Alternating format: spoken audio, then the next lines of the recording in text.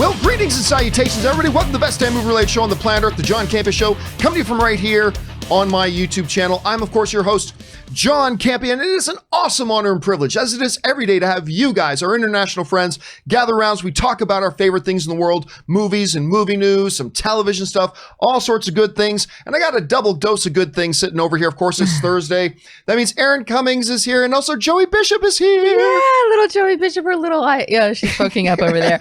Hi, I'm actually still, like, my cheeks are hurting right now because I'm grinning over hearing that yesterday somebody asked if I was an extra background actor in Hot Tub Time Machine, which I think is so funny. I was not. I was not, although that sounds like a really fun thing to put on my CV. I was, when I was getting my SAG card, I was getting my eligibility for my SAG card many, many moons ago. I did background work on an episode of Sex and the City that was shot here in Los Angeles, and on an episode of the Power Rangers.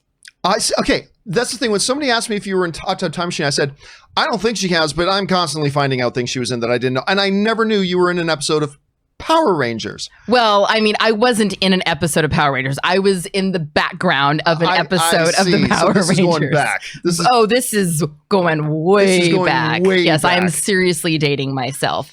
All right, listen, guys, we do have a bunch of stuff to talk about here today, and we're going to get things kicked off here off the top before we get to our main topics with this. You know, the Transformers film franchise has been a mixed bag, I suppose. The first Transformers movie came out, and listen, I am an unapologetic defender of the first Transformers movie. I actually really, really liked the first Transformers movie a lot. I thought all the rest of them were garbage until Bumblebee came out, and Travis Knight came over from Kubo and the Two Strings, directed Bumblebee, and I thought he gave so much heart and, ironically, humanity to Bumblebee that it was just delightful, but not really sure what to do with Transformers when you think about the title now. They've continuously said that they do plan on moving forward with more Transformers movies, and they do plan on doing a follow-up to Bumblebee. However, what has caught some of us by surprise is news that came out yesterday, which is this. Toy Story 4 writer, Josh Cooley, I think his name is. I think it's Josh Cooley, who, you know, the last film that he wrote won an Academy Award for Best Animated Feature, Toy Story 4. He has been hired by Hasbro and E1 to direct an animated feature film prequel, keeping track of all that, an animated feature film prequel of the Transformers that will be set on Cybertron in their early days and will focus on the relationship between between Megatron, I've got Magneto on the brain, between Megatron and Optimus Prime. So that's intriguing. It's also something that I'm not 100% sure how I feel about it, because generally speaking, it's not a hard and fast rule, but generally speaking, I'm not the biggest fan in the world of prequel. Like, I prefer stories to move forward. There's been lots of Transformers animated. I would prefer them to kind of stick their focus on the quote-unquote live action stuff. Especially, I'd love to see them build on the momentum that Bumblebee finally gave them. It's been a while since the Transformers franchise had any momentum. Bumblebee gave them some momentum, and I really think they needed to jump on that a little bit sooner. Now, one of the things that I'm hearing people saying is that one of the advantages of doing an animated film right now is that it's a little easier for them, even with social distancing in place, to get the ball rolling on an animated film. I can see that too. And I think there are going to be a lot of people that are actually going to be pretty interested in an animated feature Transformers film going back to Cybertron. I think a lot of people are going to be intrigued by that. I'm like I said, I'm feeling a little bit mixed on it.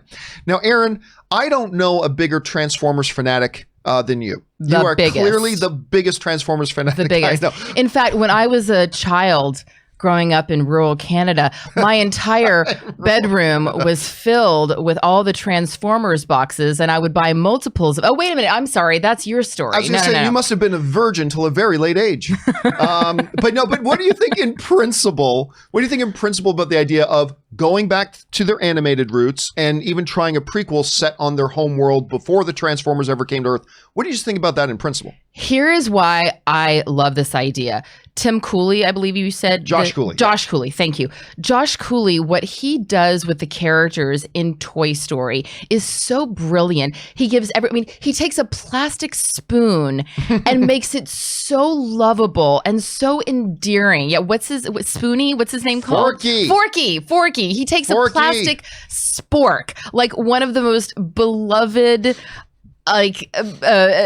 utensils of childhood, and gives it so much humanity and heart. And as I say over and over and over again, like a broken record, I am all about story. I am all about character development. And what I want to see, and why I am excited about it being a prequel, is I want to know, like, what motivates Megatron? What really, what childhood trauma did Megatron suffer? Who hurt you? Who hurt you?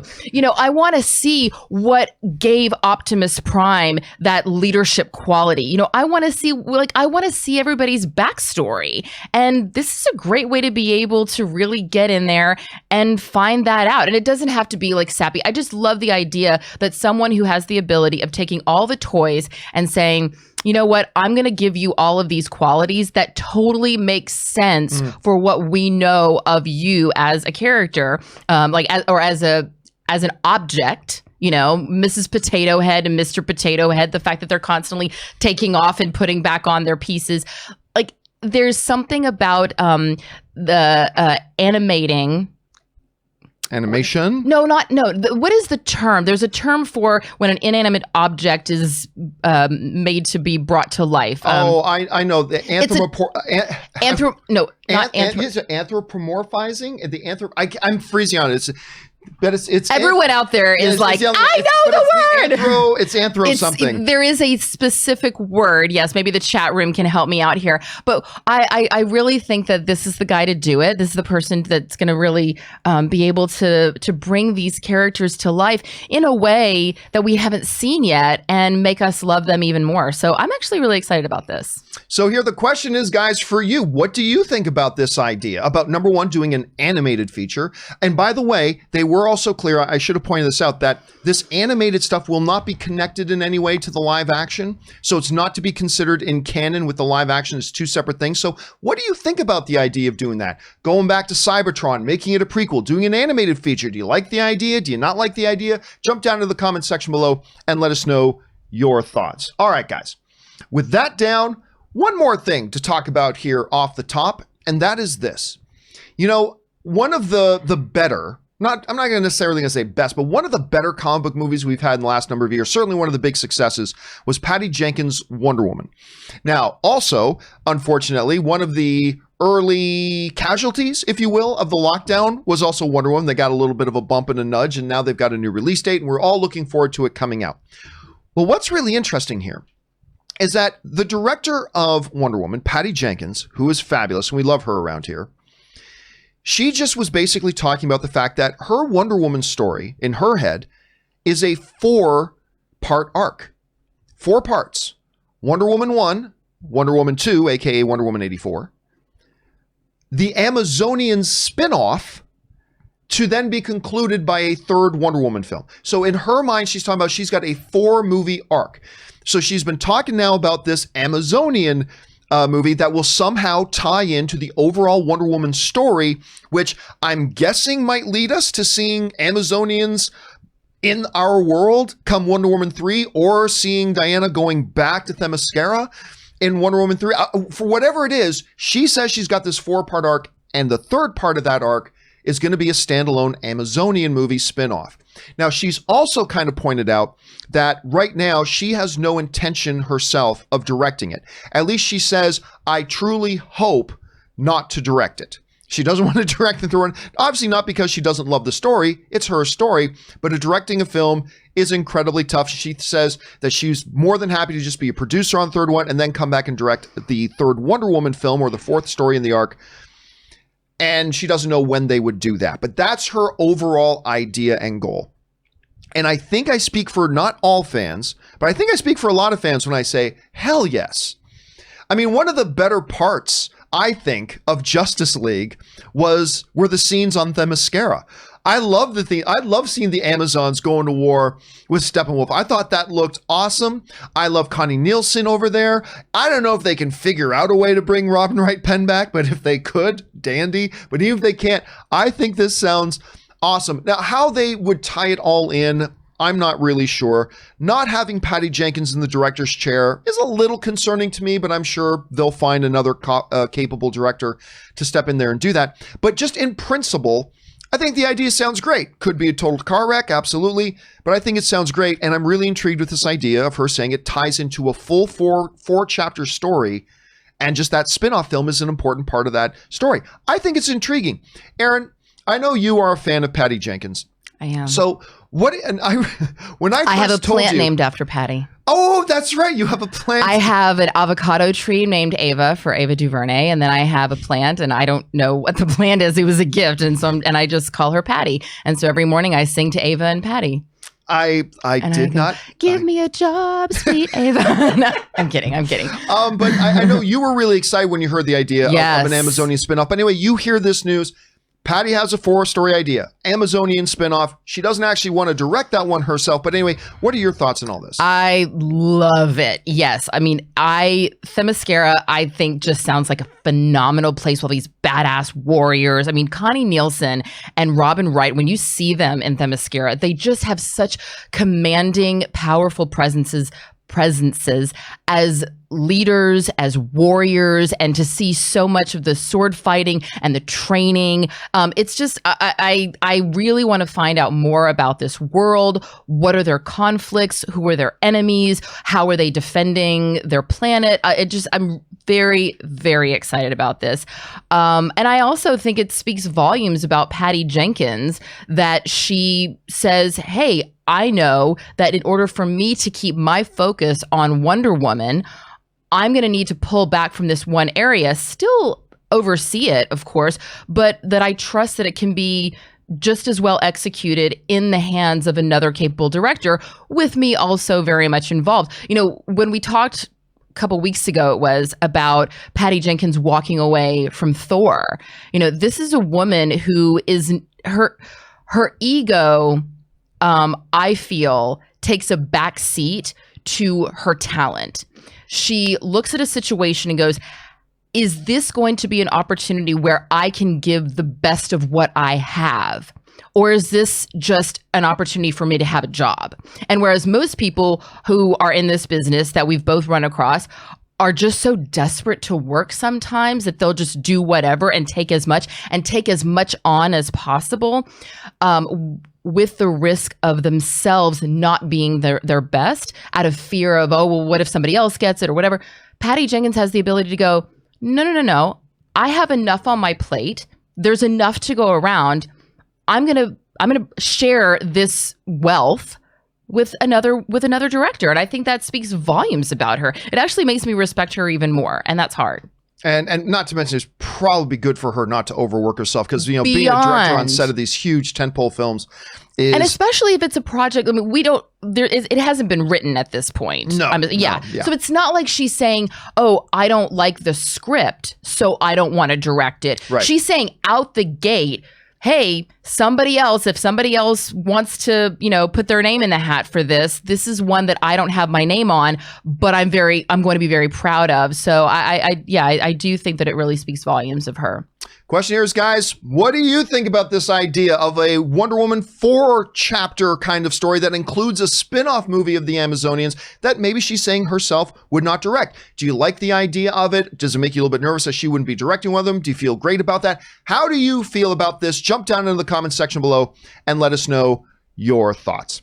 Okay, guys, listen, we're about to go into our main topics today, but before we jump into our main topics, I want to remind you guys of a couple of little things here. Number one, you can't always have the video of the John Campea Show on in front of you, whether it's because you're at work or on a treadmill or you're commuting, whatever. Well, good news, the audio-only version, the John Campea Show podcast, is now available on podcast form on your favorite podcasting service of choice. You can see right here, it's on Apple Podcasts, it's on Spotify. You can find it wherever you want to find yourself a podcast to listen listen to. It's the exact same version of the John Campea Show, just only in audio form. So go on over and subscribe to that now. Also, we've been letting you guys know that we have opened up the John Campea Show shop. So you can get there by simply going to thejohncampeashow.com/shop. And there you can find John Campea Show merchandise. You can also find full listings, including links to where you can find all the various different gear that I use, from microphones to cameras to monitors and computers and things like that, and a few other cool things in there as well. Once again, you just go over to thejohncampeashow.com/shop and find that stuff there. Are you selling the Rodecaster Pro on your shop? I saw that. Yeah, well, I'm not selling it, but well, there are links.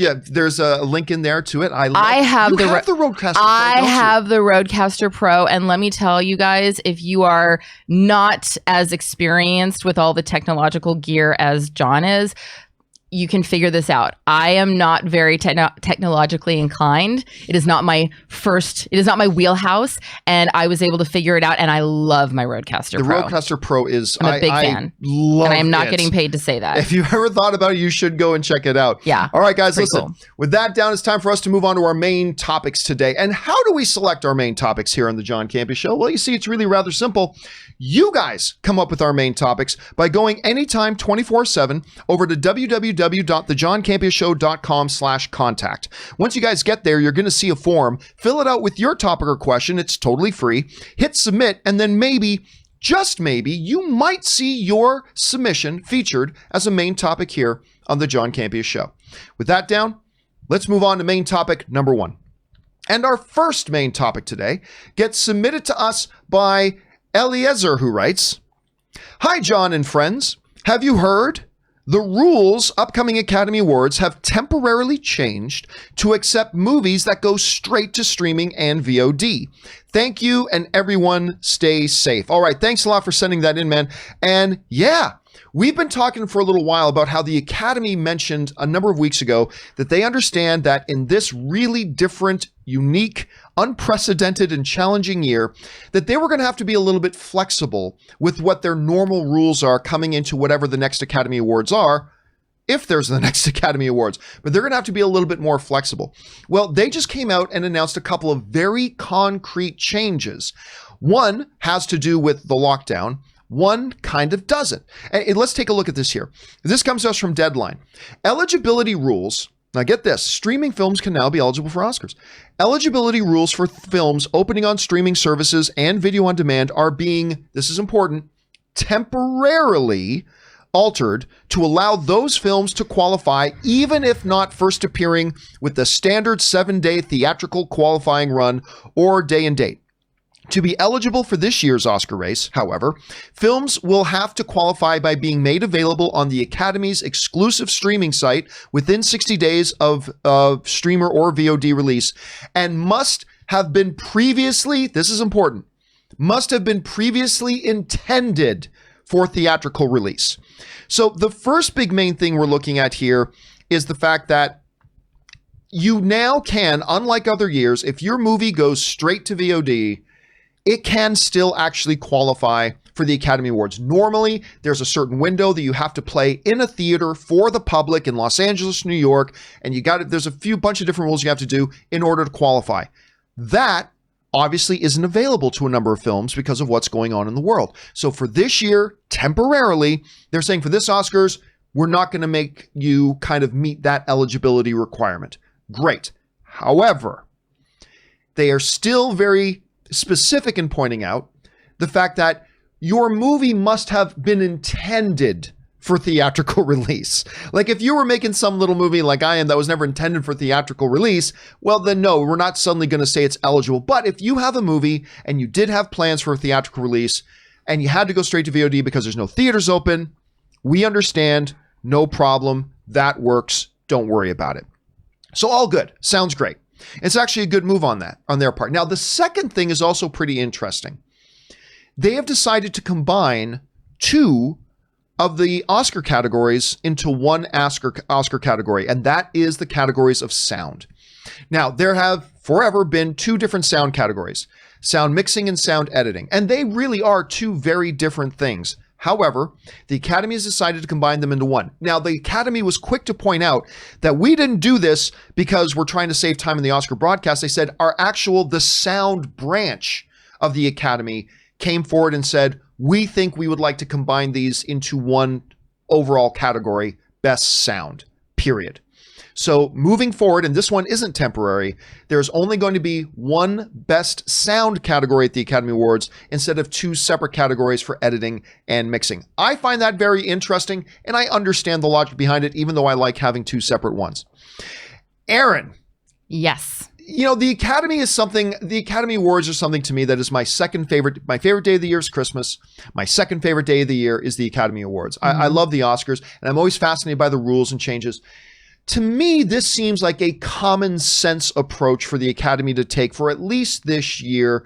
What do you think about their move on this part? Do you think they'll actually keep it temporary? And was this enough of an adjustment for this year? Or do you think there's more work to be done for an upcoming Oscars, if there is an upcoming Oscars this year? Well, I was shocked when I read that initially. But of course, after I got over my initial, oh my goodness, that is definitely a sign of the times. It absolutely makes the most sense there, because otherwise, not only would there possibly not even be able to be any Academy Awards next year, I was wondering, okay, well, if you are actually if you're a film that's in contention for 2020 Oscar race, do you almost feel like this is one of those off years? Like, I won't say who, but there's a certain actress that when she won Best Actress, everybody was like, well, yeah, but look at the competition. There really wasn't. And that's sort of something that follows people sometimes is, high competition year or a low competition year. Does that automatically qualify 2020 as a low competition year? So to see that these films are still going to be able to be released, I think it's going to be a great test for for our industry. We've seen certain things do not translate to watching at home without a live audience. Wrestling, for example, not the same without an audience. We have tested that. We now realize it is just weird to watch without an audience there. So I think this will be a really interesting test. I don't believe that this is going to be something that will stick. In certain aspects, maybe there might be certain films that if they don't feel like they have the power or have the ability to be nominated for an award and don't want to go through all the P&A and all the cost of putting their film in a theater, they might say, all right, moving forward, this is going to work just as fine. But I believe the president of the AMPTS, whatever that acronym is, the president of the Motion Picture Association, I believe. The Academy of Motion Picture Arts and Sciences. Yes, thank you. Said there was a quote, we believe that film was intended and should be viewed in a theater, which is its natural setting. And we have no intention of continuing this beyond there. Like, there was a great respect for the fact that films belong in theaters. So I'm good with that for this year. Also, the sound, I don't know enough about sound editing and sound mixing to say whether they should or they shouldn't. I will say good for the sound people for making that decision for themselves, because that means that I'm assuming everyone in the sound department wins the Academy Award. Whereas previously it might have just been the people in the mixing that were doing the mixing, and then the editors wouldn't. Yeah, they probably got tired every year, because we get every single year people like questions. It doesn't matter how many times it's explained. What's the difference? What's the difference? So they probably got tired of it themselves. I asked a composer friend of mine, and I don't know if he just didn't feel like answering the question, but he was like, just kind of muttered some stuff about the Academy and them not respecting sound. I'll give you here's the best way to define it. All right. So sound editing and sound mixing, here's the difference. Sound editing is coming up with the sounds you actually hear in the movie. So whatever like sound Foley is in there. Well, Foley is part of it. Okay. So, as you hear somebody walking, the whatever sounds, but also the various different types of sound effects, the kind of sound you're getting, all that kind of stuff. Now, mixing is then taking all the sound in the movie and mixing it together properly to have a really nice, think of it in terms of a band being in a studio. You're mixing now all the instruments. You're not in there playing the drums, but you're mixing it all to give the nice balance of it, to make sure all the sounds come across, blah, blah, blah. So it's been so you're layering like the sound of the horse on the road with the sound of the war going on in the background, with the sound of the traffic going by, with the sound of the characters singing. And finding the right levels to where you can still hear the words that the actors are saying. That's an oversimplification I'm giving, granted, but it's this basically it. Making the sounds, then mixing the sounds. But they see it as kind of an idea to combine them in one. It's less confusing for a lot of people. It's probably not bad. So we ask you guys, what do you think about both of these moves on the Academy's part? Do you think this was the right decision to make for a year like this? Also, what do you think about them combining the sound categories into one single category? I kind of like the two different categories, but I think it's an understandable move. What do you guys think? Jump down to the comment section below and let us know your thoughts. All right. With that down, let's move on to main topic number 2. And our second main topic today gets submitted to us by Jack Dries. And Jack Dries writes, "It's the battle of the century. Cinemas versus Universal. Turns out that Regal is now enforcing similar policies to AMC in response to Universal's recent ideas of putting their movies out at home around the same time as in theaters, which diminishes the sacred theatrical window. Could this situation even get bigger? Will it die off fast? What are your thoughts?" All right, thanks for saying that in, Jack. And yes, it's starting to get complicated. Now, I said this the other day. I said this battle between Universal and AMC could very quickly become a World War I situation where two countries get into it and all of a sudden 16 other entities got drawn into it and then all of a sudden became a world war. It could happen. Well, guess what? Regal's in it now too. Regal and their parent company that owns them, Cineworld, have come out and they are taking a similar position now to AMC. Now, to set the context here, of course, when the lockdown started to happen and theaters were having to shut down, studios had to figure out what they were going to do with their movies. Distributors had to figure out what to do. And NATO, that is the North American theater owners, that's all the movie theaters. So AMC, Regal, Cinemark, all the movie theaters. Okay, that's NATO. The studios came to NATO and sat down and went, okay, we need to figure out how we're going to survive here. We've got certain movies that we have nowhere to put other than the dates they were supposed to be on. They're sitting there collecting dust. We are in a little bit of trouble here. What are we going to do? And together with the theater owners, they figured it out and they talked it through and came up with stuff because they're partners. They're partners. They've been partners for decades and they make a lot of money off of each other. However, Universal decided to be the dick in the room. And Universal decided, without so much as a phone call to the movie theaters, to just make an announcement, we're dropping our movie on VOD right here. This obviously rubbed their theatrical partners the wrong way, in response to which the head of NATO, the head of the North American theater owners, said the words and made the statement, "We will not forget this." Okay, now we fast forward a bit. So things are tense. There's a bit of tension here. A little bit of tension going on in the room. Not sexual tension, just tension. Just bad tension. So then Jeff Shell, who is the CEO of Universal, he comes out and says that moving forward, we're going to be looking at releasing movies in theaters and on VOD, which is something that is a big no-no. That's something that does not fly with movie theaters. Now, it's important to understand this, okay? Because I'm reading all these comments from people online that are clearly not getting this. This is of supreme importance to understand. If you get nothing else out of this, understand this point. The rule with movie theaters, AMC, Regal, Cinemark, all of them, that says we will not play movies on our screens that you try to release on home video at the same time. That's not a brand new rule. That's not new. That's not something AMC just came up with because of what Universal just said. This is a rule that has been around with the movie theaters for decades. It was there when I was at AMC, and I remember when I was at AMC, there was a little bit of a tussle going on with an independent distributor that wanted to put their films on AMC screens and release it on VOD, and AMC said, no, we don't do that. None of the major theater chains do that. That's a rule that we have had forever because it protects our own interests, and we need to protect ourselves. So if you want to put a film in VOD, You go ahead and do it, but don't expect us to put your movie in our theaters if you're going to do it at the same time. This is not a brand new thing. This wasn't a reaction from AMC or Regal or any of the movie theater chains. This has been the understood rule forever. It's been the understood rule forever. So Jeff Shell, the CEO of Universal, comes out and says, we're looking at releasing movies in theater and VOD at the same time. To which AMC was the first to come out and said, not at AMC, you're not. We will not play any of your movies that takes that tactic. None. You try to take that tactic, we're not playing any of your movies.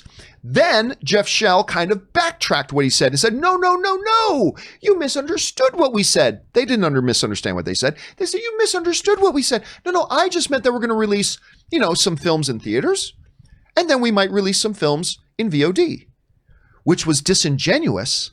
Because now another comment from Jeff Shell just came out and said, well, what I mean is we're going to try having some movies that we put out on theater and VOD at the same time. So he's changed his story 3 frickin' times in 72 hours.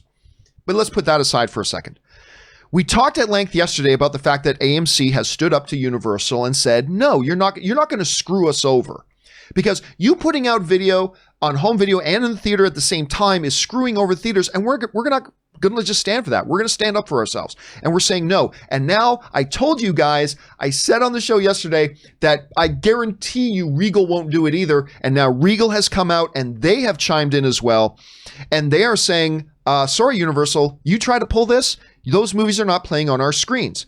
As a matter of fact, the head guy of Cineworld, which is the company that also owns Regal, said in a story, he retold a story that he was just talking to the chairman of Comcast, which owns Universal, and says, your guys say really nice things, but it doesn't mean anything if we can't trust you. It's like, holy crap, them's are fighting words. Cineworld also went on, again, the company that owns Regal, Cineworld also went on to say the following. Universal unilaterally chose to break our understanding and our agreements, and did so at the height of the COVID-19 crisis when our businesses were closed. More than 35,000 employees are at home, and when we do not yet have a clear date for the reopening of our cinemas. Cineworld's roots go back 90 years in the industry, and it was always open to showing any movie, as long as the rules were kept and not changed by one-sided moves. Today, we make it clear again that we will not be showing movies that fail to respect the windows, as it does not make any economic sense for us. So Regal has now come out and also laid down the hammer, and you can fully expect in the coming days to see Cinemark, to see a bunch of the other Landmark, to see a bunch of the other theater chains are also going to come out and follow. And you're going to see NATO is going to be basically towing this line. This is the battle that they find themselves in now. And it's a tricky one, and it's sticky, and it's all this kind of stuff. And I don't now look, another important thing to keep in mind here is this, is that studios forever have always picked some of their movies to put straight to home video release. That's always, Toy Story 2 was originally meant to be destined for home video release. And so then they went, oh my God, this movie's pretty good. And now it's 100% on Rotten Tomatoes. But it was originally intended. Studios have always put out movies that were intended just for home video release. If they've got movies they want to put on home video release, they can. What is clear here, though, if it wasn't already clear before, Aaron, is that Universal is not going to be able to do this with any of their significant movies. They are not going to do this with any of their significant movies. Because can you imagine if they try to put out a Fast and the Furious and, AMC, Regal, all the other major chains said, have fun. Yeah. Have fun of instead of having a $1 billion film, having a $200 million film. Mm-hmm. Have fun. I mean, I think this puts Universal in a spot where they realize they can't do this, and I don't think you're going to see them try, and I think you will see them over the next little while back off, because if they try to release them at the same time, the theaters are saying, no, we're not going to let you screw us over. We're not going to go for this, and we're standing firm on it. And I think you're going to see that happen. I don't know, Aaron, this is a huge drama, and a lot of sides to it, because also in the midst of the COVID-19 thing, everybody's just trying to figure out how do we survive. Yeah. And you can't, including Universal, you can't blame anybody for just trying to figure out how do we survive. but there's smart ways of doing it and not smart ways. But at its core, that's what they're trying to do. It's a huge situation, Aaron, but as you look at it, how do you see it right now? Well, first of all, who is the publicist for Universal right now? They should be Whoever you fired. are, I hate to say it, you're fucking up. Like, first of all, this is going on as if it's like a Cardi B, Nicki Minaj Twitter feud or something. Why are these two people not just getting on the phone? The head of NATO and Jeff Snell need to get on the phone with one another, figure it out, and go, okay, this is how we're going to move forward with this. Instead of going back and forth in headlines and, you know, these little threats and digs. It just doesn't make any sense. And the head of Cinemark was right. It doesn't make sense financially, economically for the theaters, but it also doesn't make sense economically for Universal. Like, you're ultimately going to lose money because, let's face it, people are lazy. I'm lazy. Like, if it's not a movie that I need to see in a theater, like I need to see a war movie in a theater. I need to see a grand, operatic musical in a theater.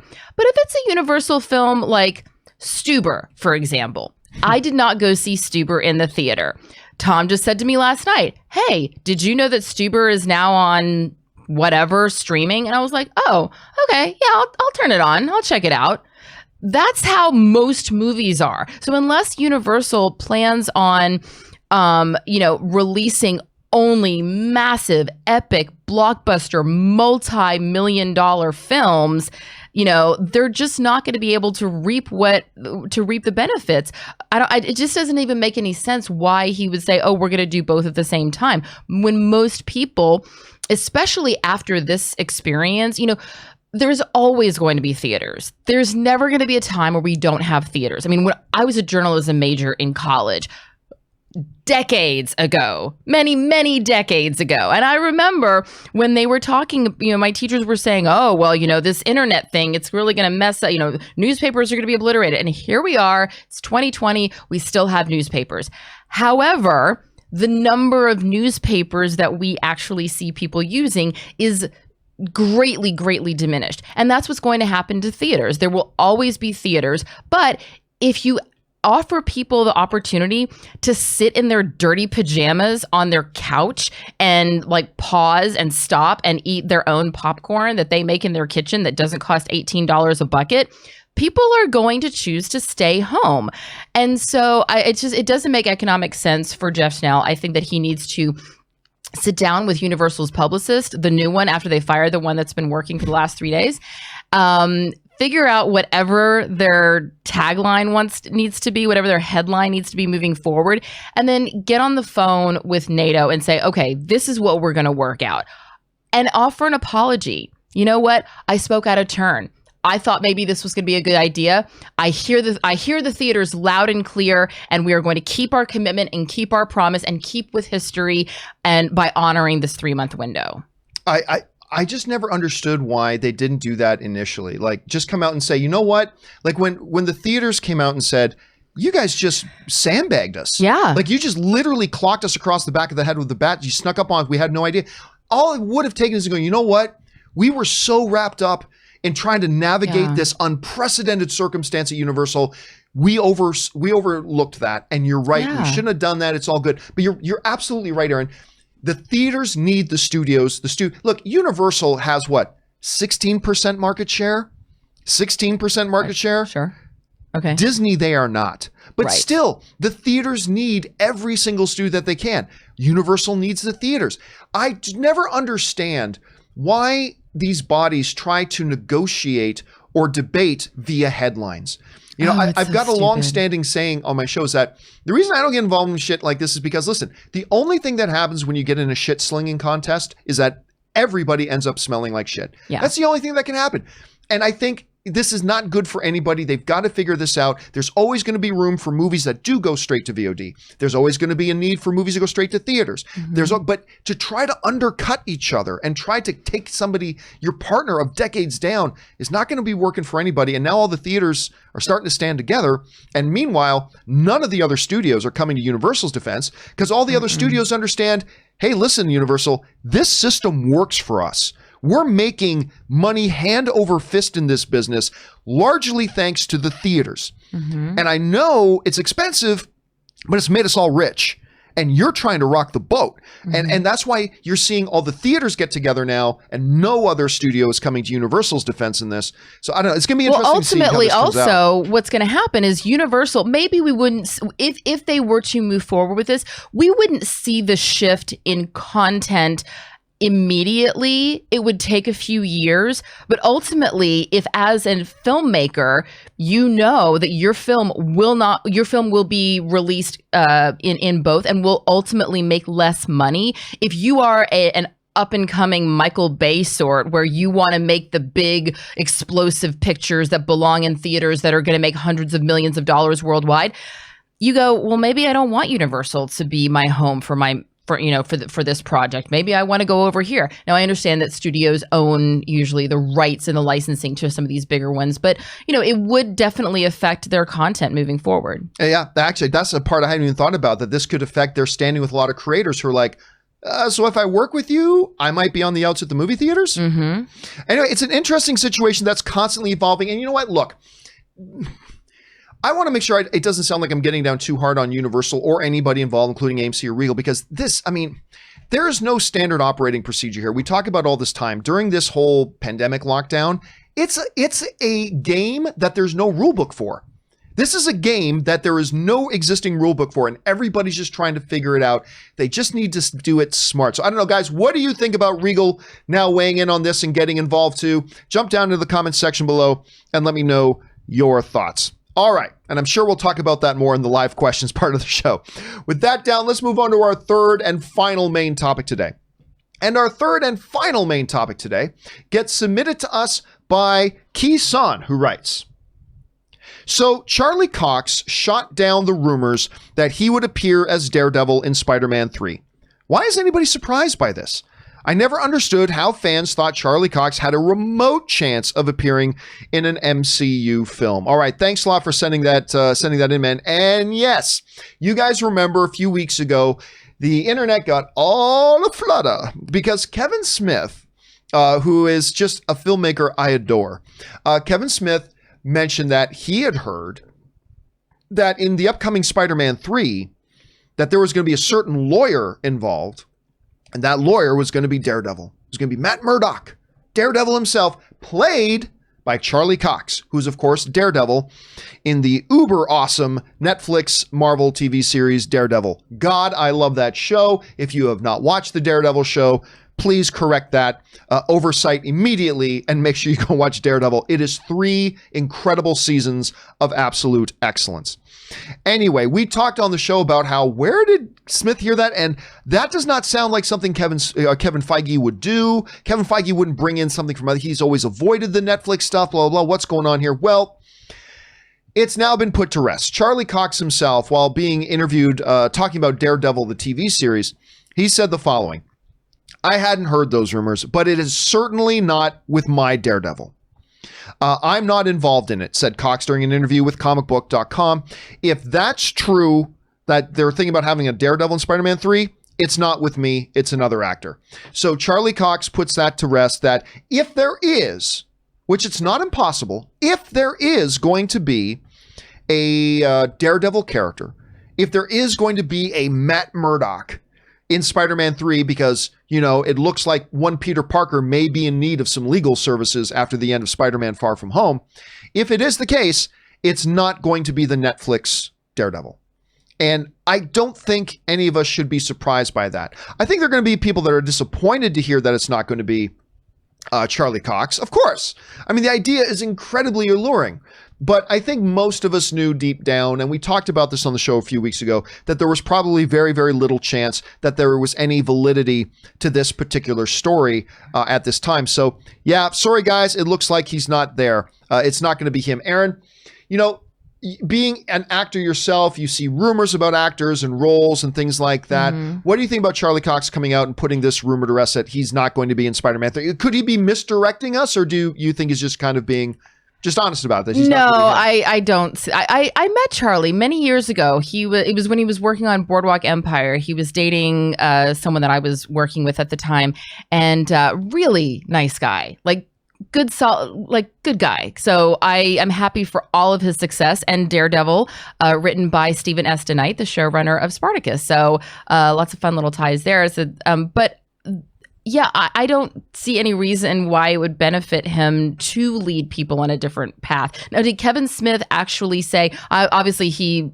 suggested that that Daredevil would be in the new film, but was he saying Charlie Cox's Did he name Charlie Cox, or are people just speculating? No, I think he did imply that it was going to be the Netflix Daredevil. Oh, interesting. However, then later on he said, well, I just saw it on the internet. And then we did some digging, and it came from, I'm not going to name names, it just came from a very unreliable source, but still people ran I saw it on with the internet, says everyone. Says every person who... So people ran with it and understand, because it's an exciting idea. It's an exciting idea. How often though? This actually, when I saw this was one of our topics, it got me thinking: have there been any television superheroes who have then made the crossover to the film of that? Like, obviously, we know Tom Welling did not play any of the Supermans in the films, and there's Grant Gustin, and unless things with Ezra Miller have changed that I haven't heard any confirmation of, I'm assuming Grant Gustin will not be playing the Flash in the upcoming film.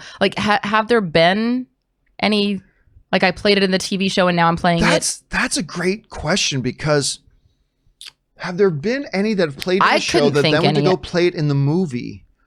I can't think of, unless it was like some weird little like Easter egg wink wink sort of. Right. So I always kind of thought that it was like, I mean, yeah, I always, well, Leonard Nimoy.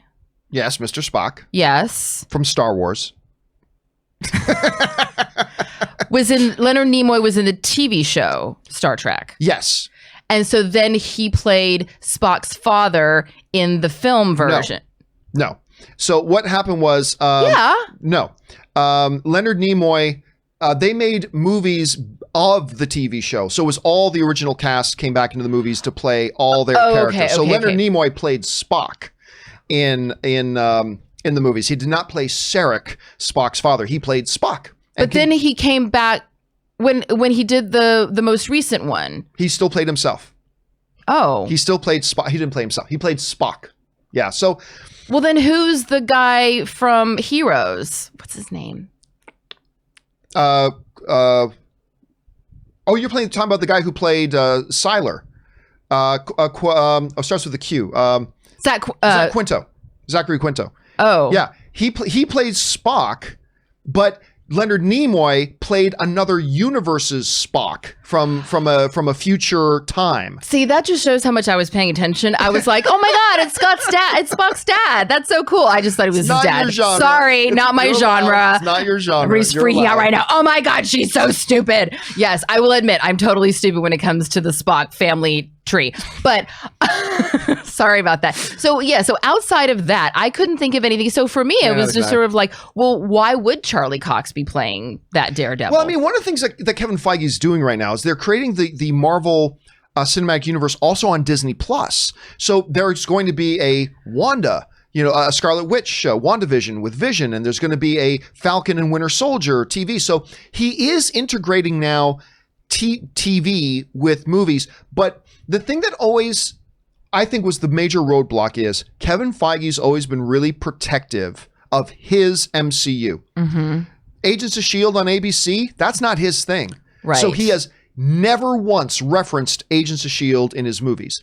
The Netflix series, which were super popular and super great, but he had nothing to do with those. Right. And so he never once mentioned or referenced anything that went on in the Netflix universe. So I can see him wanting to create his own version, because then if he uses the Netflix version, there may be some little, handcuff then. Exactly. Why wasn't he there in Endgame? Why wasn't Daredevil there in Endgame? Why wasn't? No, I think you're absolutely right. Would handcuff him to someone else's ideas that he had no part of, that he doesn't want, that he doesn't have any creative desire to continue. Exactly. Mm-hmm. He wants to create his own Daredevil that he gives the origin story to, that he casts and all that kind of stuff. Which is understandable. It's totally understandable, but I'm not going to lie. It's not the Patty Jenkins way, but it's understandable. It's not the Patty Jenkins way, but I would geek out if we did see Charlie Cox's Daredevil in the MCU, but apparently it's not going to happen. Question here is, guys, what do you think about Charlie Cox's comments? Are you kind of like us where it's like, yeah, we all kind of figured that?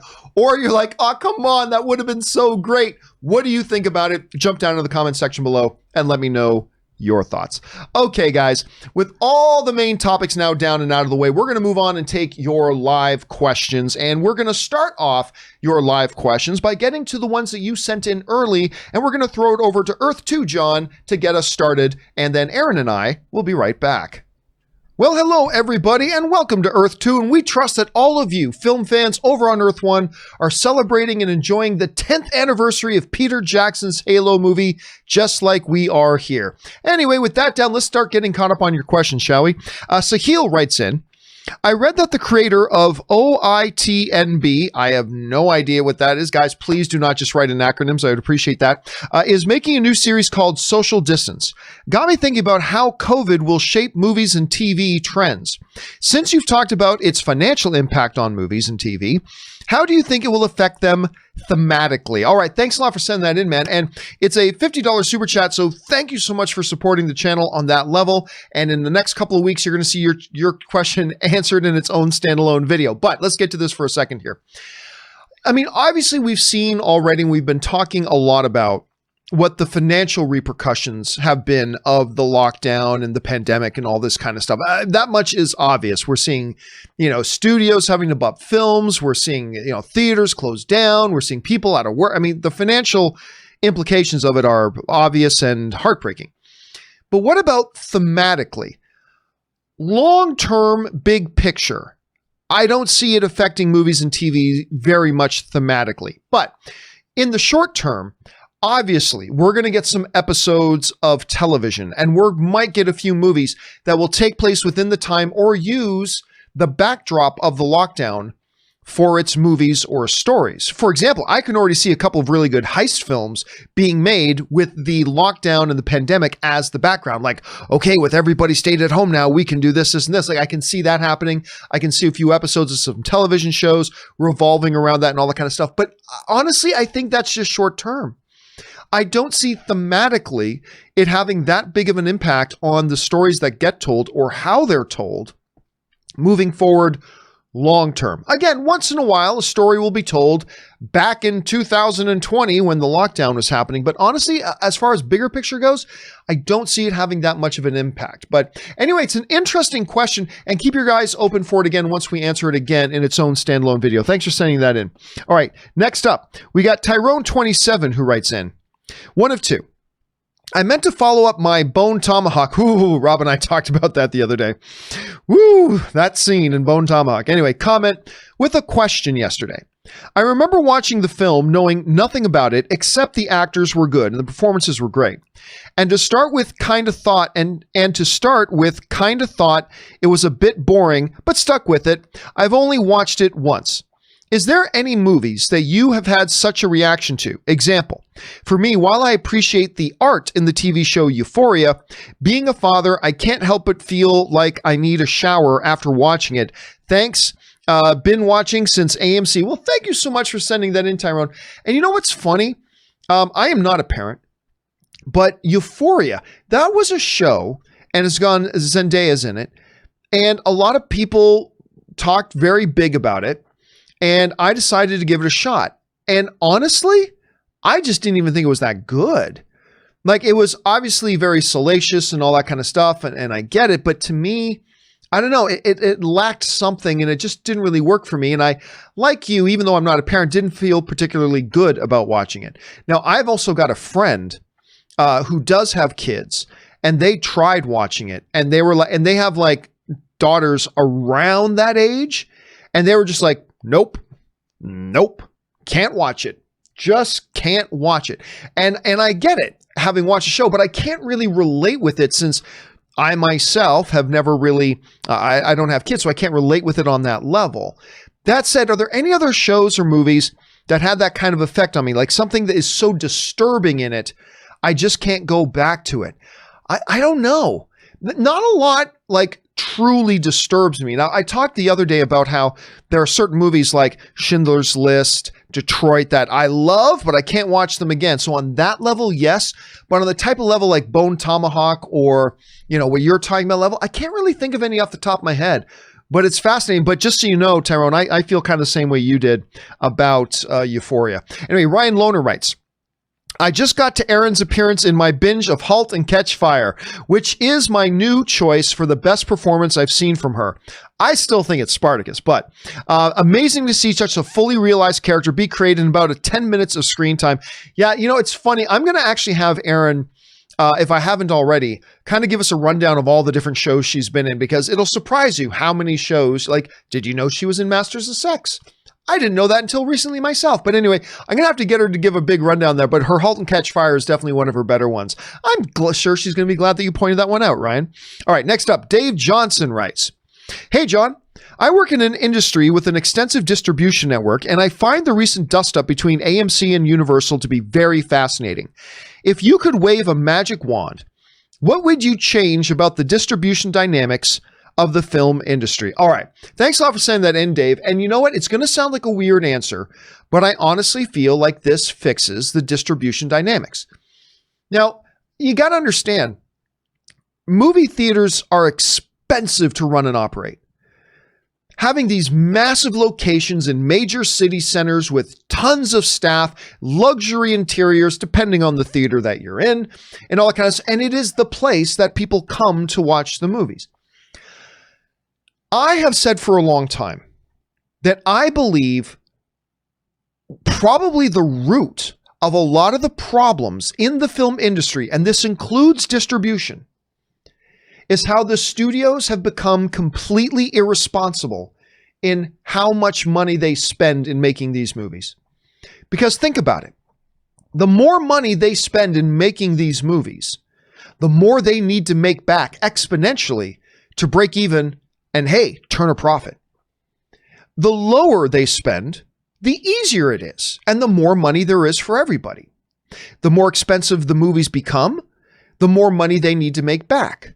The more they need to make back, they put pressure on the movie theaters to increase ticket prices and take larger percentages of that ticket price, which then gets passed on to you and me as filmgoers that we need to pay more money. And with the theaters getting less and less of a percentage of that, they need to raise prices on popcorn and soda because that's where they make their actual money to keep the lights on in these temples of the movies. I actually believe it's a systemic problem that goes all the way back to we live in an era that spending on these movies has gotten way out of control. And for too many years, whenever I've raised that alarm, a lot of film fans would look at me and say, well, John, why do you care? It's not your money that they spend. Because ultimately, it does end up being you and me that pay for it. And honestly, I think if that became an alleviated point of pressure, then things like distribution becomes less of a problem. They become less contentious. There's more money for everybody when they don't need to have as much money flowing in because they get out of control. Somebody brought up District 9 the other day. District 9 is a big visual effects heavy movie that they made for $30 million. Blumhouse just made The Invisible Man for $7 million. Now, I'm not saying you could have made Avengers Endgame for $35 million. I'm not saying that. But did it really cost $250? You really couldn't have made that movie as it is for less than $250 million? Like now we're hearing reports that Marty Scorsese wants his next drama. He wants a $200 million budget for his next drama. Why? And I actually really truly believe, Dave, it's a systemic problem, and a lot of it gets traced right back to how much movies have lost control of the amount of spending that they have. So that's just a thought of mine. I'm sure we could talk about that for hours on end, though. All right, Anthony C. writes, Hey, John, tech question for you. Ooh, I like tech questions, actually. Do you have a suggestion on the best way to record an audio podcast through a web conference app such as Zoom, Skype, etc.? Thank you, and hope you guys are staying safe. All right, good question. Now, if you're using Skype, now I'm just assuming you want to keep this real cheap, real simple. Real cheap, real simple. The easiest way to do it over Skype is get a call recorder app.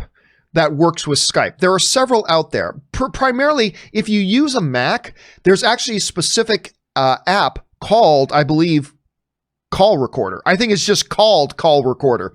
But there are other options as well. What I would do is I would go on Google and search for Skype Call Recorder. And you should be able to find some different apps and things like that that just kind of plug in and connect in with your Skype. And then once you start a Skype call, you can hit a record button and record your conversation. And that becomes your podcast. Now, there are more sophisticated, higher quality ways to do it. But if you're just looking for quick and dirty, doing it on the cheap way to do it, that's probably a good option for you to give it a shot. All right, guys, listen, that will do it for my time. It's time to throw things back over to John on Earth One. So thanks for being here, and we'll see you around these neighborhoods next time. Bye-bye. All right, thanks a lot, Earth to John. And now let's keep going with your live questions that we've got here. So we are going to throw things over now to Willow, who writes, how can you drink 4 liters of Coke a day? Don't you get bloated from all the bubbles? Yeah, so back in the day, back when I was doing the movie blog and I was doing daily podcasts back at the movie blog, those were the days. I literally would go through 2-liter bottles of Coca-Cola per day. Gross. You're not the first one to tell me that. I would literally go through one entire bottle as I was doing my podcast. I would literally keep my cup there and the 2-liter bottle and just keep refilling the cup. And, you know, I go through an entire 2-liter, and then throughout the rest of the day, I'd go through another 2-liter. And then I realized, wow, that's a lot of sugar. And so I decided to switch to diet. And then I was on Diet Pepsi for a long time. And then when I realized, wow, look how crappy these artificial sweeteners are for your body. Then I found Zevia, and that's why I now drink Zevia, but not nearly as much, So yep, I used to drink like 2-liter bottles of Coke a day. Not something I'm proud of. You know that whole thing about if you drop a rusty nail in a glass of Coke, it'll like eat disintegrate. Yeah. Yep. Disintegrate. Actually, I even did one other thing a little bit further. I remember I would put a penny like this, a gnarled up, disgusting, oxidized penny, drop it in a thing of Coke for like an hour, pull it out, wipe it down, and be shiny and brand new. You were like, ooh, that's what that'll do with my stomach. I'm making my intestines clean. I remember I used to drink Dr. Pepper all the time. Like I was just a Dr. Pepper fanatic. And then I decided one year for Lent when I was in college to give up Dr. Pepper. And I had the worst headaches, just like splitting like an axe through my forehead. And then I finally connected the two and realized, oh my gosh, if this is what my body does as a reaction to not having it, then I don't want it. And it's a lot of sugar. It's so much sugar. It's a lot of sugar. All right, next up, Brizzle writes, I heard at least part of the reason 8K exists is so people can shoot in 8K, crop the video, and still maintain a 4K resolution. To me, that makes a lot of sense for video editors. Doesn't seem necessary for consumers, though. So Brizzle's pointing out something that we were talking about yesterday on the show, which is 8K. Now they're trying to put out 8K TVs. 8K TVs are absolutely unnecessary. The only reason they're putting out 8K TVs is because TV companies still need to sell TVs, and everybody's got their HD and 4K TVs, and they haven't bought new TVs since. Now, like, look, you got to buy the new shiny. So what's the whole thing with 8K? Actually, Canon just released the specs on their R5 or EOS R. I think it's the EOS R5. Anyway, and it shoots 8K at full 60 frames, whatever. The one advantage of doing 8K from a creator's point of view. Now, this is what Brizzle's talking about. So, for instance, I'm shooting my movie. I still haven't decided whether my movie is going to be 4K or just HD. I haven't made that decision yet. But we're shooting the whole movie in 4K. And the reason is, even if we decide to do it in 1080, like in full HD, the nice thing about shooting in 4K is I can take a shot and then blow up the shot as if it was another camera angle, but it's a much more punched in shot and it still maintains its full resolution. Like for creators, the more pixels you have, the more flexibility you have. So I think you're absolutely right, Brizzle. I agree with you. It doesn't seem necessary on the consumer level at all. It really doesn't. But for creators, there's upside to having something like 8K because it gives you a lot of flexibility of what you can do with the image having that much resolution. So it's helpful. So it's a good observation, Brizzle. All right, Brizzle also writes, I lost interest in the Star Wars Star Trek. That's an Aaron Cummings line right there. I lost interest in the SWST once it was apparent it wasn't George's storyline. I have interest let me try this again. I lost interest in the Star Wars ST once it was apparent it wasn't George's storyline. I have interest, Star Wars, that isn't by George Lucas, but not the saga films. I'm writing official 4th Lord of the Rings book and 9th Potter book, both canon. Aren't you excited? Here's the thing. As a Star Wars fan, I lost the need that my Star Wars stories need to be told by George Lucas after the prequels. Now, don't misunderstand me. I will always have an altar built in some house of mine somewhere to George Lucas. There will always be an altar in my house to George Lucas that I can burn incense to and thank the movie gods that he exists. But yeah, after the prequels, I no longer as a Star Wars fan felt the need that anything that is Star Wars has to be told by him. Because I think almost everything that has come out since is better than the prequels. Not everybody agrees with that, and that's the great thing about movies. We don't need to agree. It's fantastic. But yeah, I'm perfectly okay. Like, I don't dislike The Rise of Skywalker because it wasn't George Lucas's story. I dislike The Rise of Skywalker just because it was a bad movie. In my opinion, there are other people who love it, and that's great if you love it. Fantastic. But it had nothing to do, and I didn't love The Force Awakens because it wasn't George Lucas. No, not at all. I just liked it because I thought it was a great movie. Some people don't like it, and that's great too. But yeah, to me, I kind of detached the idea that George needed to be a part of it after the prequels. That was just me as one Star Wars fan. In my opinion, that's it though. But the original trilogy will always be the greatest films of all time. All right, Brizzle also writes, I'm also writing Romeo and Juliet 2, The Next Generation. It's canon. Enjoy. Using canon a little bit liberally there, Brizzle. All right, Christian34 writes, hey guys, hope all is well. Yesterday, you talked about relation between distributors and cinemas. Here in Denmark, the distributor gets 50% of the first 3 weeks of release and then 35% and onward. Also, Trolls 2 will hit cinemas here on October 1st. Stay safe. That's right. Trolls is going to have some theatrical rollout in some territories, which is going to be interesting to see. Yeah, every market has its own thing. I know in North America, like when I was at AMC, they showed us about how, like most big movies, when they open, the theaters only keep about 10%, sometimes less, of what the movie tickets are, Aaron. Like sometimes less. And in the terms of Star Wars, like I remember it was a big thing because when like the prequels are coming out, George Lucas strong-armed because it was Star Wars was returning. George Lucas strong-armed the theaters. The theaters, you know what percentage of theaters kept of the box office receipt for the first weekend of the new Star Wars movies when the prequels came out? 0. What? Yep, not a dime. Not a dime. So who got all the money? The studio? Lucasfilm got all the money. And so what they made. I have an opinion about that, but whatever. But they made the theaters sign these agreements because it was Star Wars. What else were they going to do? They made the theaters sign these agreements that not only would they get nothing of the first weekend, but you also had to guarantee whatever number of screens you put it on have to stay on those screens for X number of weeks. So it put the theater owners in a real predicament.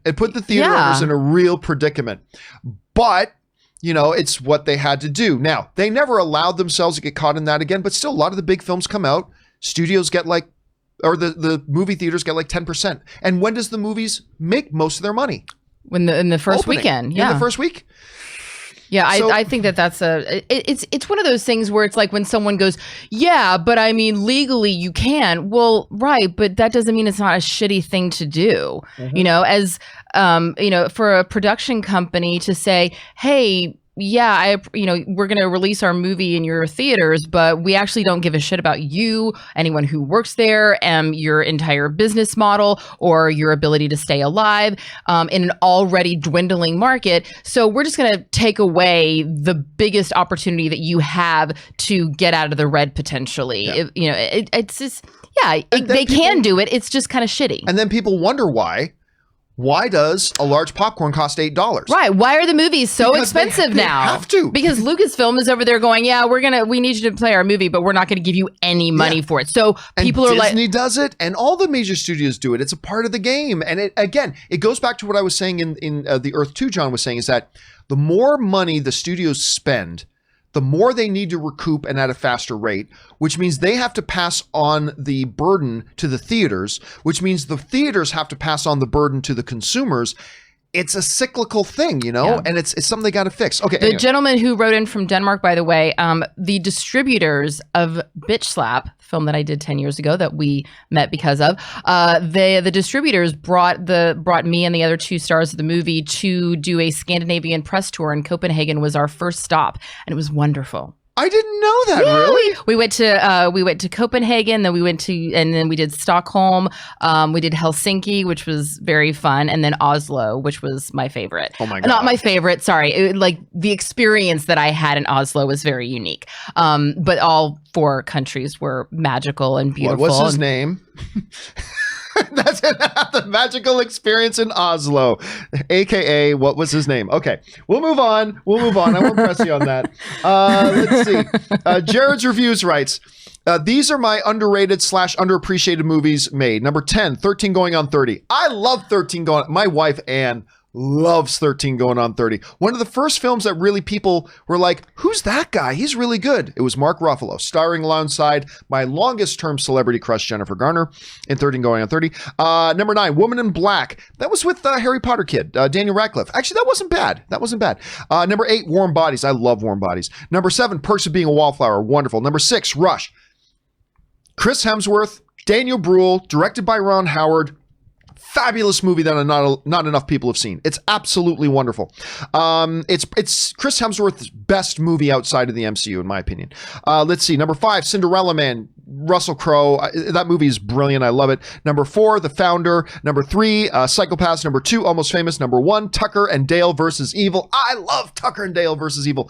Aaron, I'm going to guess you have not seen Tucker and Dale versus Evil. No, I actually want to write this list down because there's a lot of movies on this list that I haven't seen that you're clearly very excited about. They're all really good. But Tucker Dale versus Evil is a much smaller film. It's Alan Tudyk. Mm-hmm. And, I forget the name of the guy who stars alongside him. He's in Lake Bell's Good Old Fashioned Orgy, which is another one you got to see. It's so fun. You need to tell Tom, because I keep telling Tom we need to watch this movie and he's not having it, which I'm like, why wouldn't you want to see it just for the name alone? Maybe he thinks you're saying we need to have a good old fashioned orgy. And he's like, again, why would he not automatically be like, yes, okay, let's go for it? Yeah, true. Touche. It's really fun, Jason Sudeikis. But anyway, Tucker and Dale versus Evil. It's a simple little like horror comedy that is just delightful. It's really, really fun. And it's one of these films that, if just the right bit of luck broke this movie's way, it could have been considered a huge, like $400 million at the box office classic. Wow. But for whatever reason, it never made that leap from smaller indie release to being really recognized for the brilliant fun that it is. If you have not seen Tucker and Dale versus Evil, take Jared Reviews' recommendation, guys. It's really fun. Jay Bling writes, on Earth 17, Star Wars Episode 9, Duel of the Fates, was released. However, Avengers Endgame was set for release this year, but was delayed due to the pandemic. Would you trade places with John from Earth 17? Ooh. Okay, you know what? No. And here's why. Like many of you, I have read the Duel of the Fates script. It is better, in my opinion, than Rise of Skywalker. But then again, that's hard to say because I'm just reading the script, so my imagination is filling in all the blanks. Who knows? Maybe it would have turned out to be a worse movie. My assessment of it is that it's better. I think the story of Duel of the Fates is better than the story of Rise of Skywalker. But I don't know that it was significantly better. Like, I liked it. I liked the Duel of the Fates screenplay. I liked it. I didn't think it was great. I didn't think it was great. Endgame's great.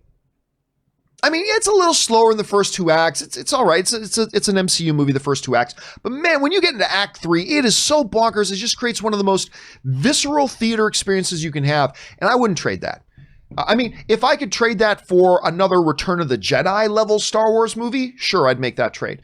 But for Duel of the Fates, probably not. So I'll keep that one, Jay Bling. All right, Donaldo Martinez writes, top 5 comedies. The Great Race. I like The Great Race. Oscar, you know how much I love Oscar. All right, Coming to America, which we've got a sequel on the way. Brilliant. Meet the Parents, which got some sequels, and American Pie. You know what, Aaron? I am rare. I'm not a big American Pie fan. You know, American Pie 2 came on last night. I was cooking and Tom just turned it on for whatever reason. And it's always one of those movies where I'm like, why am I watching this? But then I can't stop watching it. I don't know.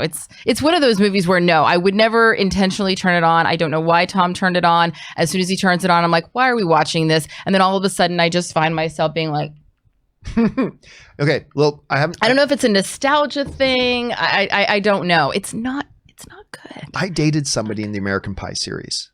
Who? None of the major names. It's a name that she was in a couple of them, name you wouldn't even recognize. And because I'm friends with a couple. We're watching it and I'm like, oh, there's Joe. Oh, there's Nora. Oh, like it's kind of I will tell you off screen. Okay. I will tell you off. It was in my earliest. And then I'll tell you about Oslo off It was screen. my earliest of early days when I was living in LA and trying to just dating everybody before I met Ann. So that was that. Okay. Let's see here. That was Donaldo. All right. Nice list, Donaldo. Nathan writes, have you watched The Willoughbys on Netflix? It sort of reminds me of the Netflix series, A Series of Unfortunate Events. I have not. I have heard of this. Like a lot of stuff comes out on Netflix and I've never even heard of it because Netflix is terrible at marketing their own material. But this I have heard of. I have not watched it though. Are you familiar with The Willoughbys on Netflix? No, I have no idea what that is. All right. Yeah. I'm currently binging Ozark on Netflix. How are you liking it? Oh my God, it's so stressful. Like that movie is exactly why I got out of the money laundering business. Like I was like, it's fun, it's exciting, it's sexy. I got to shoot some people, but I was like, I got to get out of this. And this is exactly why. It's very stressful, but the performances are so good. Are you still in season 1? I'm in season 2 You're now. in season 2 because everybody's writing to me about season 3 and saying season 3 is amazing. And yes, well, Tom Pelphrey, who's I literally started watching the show just to get to season 3 to watch Tom Pelphrey's performance. He and Tom worked together on a soap back in New York.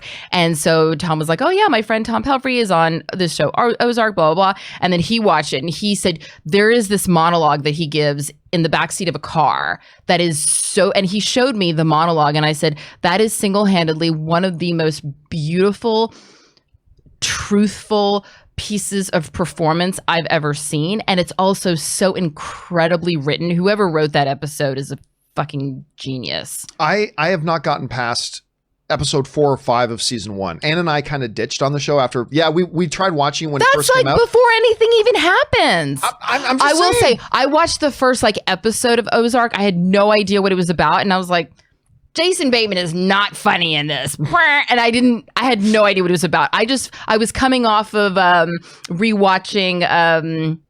Oh my gosh. Family Arrested Development. I was coming off of rewatching Arrested Development and I was on a big Jason Bateman kick and then I turned it on. I was like, why am I not laughing yet?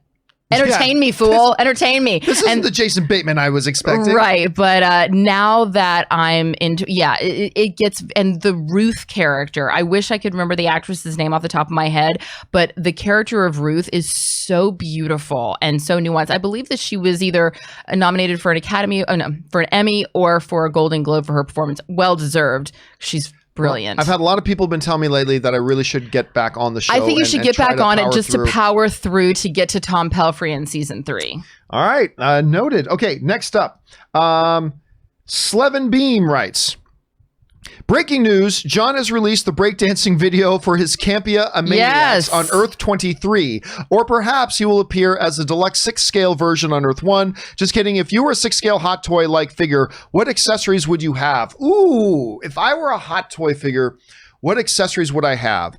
A lightsaber. Although just because I would desperately want a lightsaber, but that's not real. I think definitely a microphone. I think definitely a big mic thing like that would have to be in my hand. I just think that would be it. Now, of course, I have a figure that I can't reach at right now that I've shown you guys. One of the viewers of the show makes this stuff and sent me this gorgeous figure that they made, and I absolutely love it. But I'd say a lightsaber and a microphone. If I had the choice, Slevin Beam, of what I would have in my hot toy, it would be a lightsaber and a microphone. All right.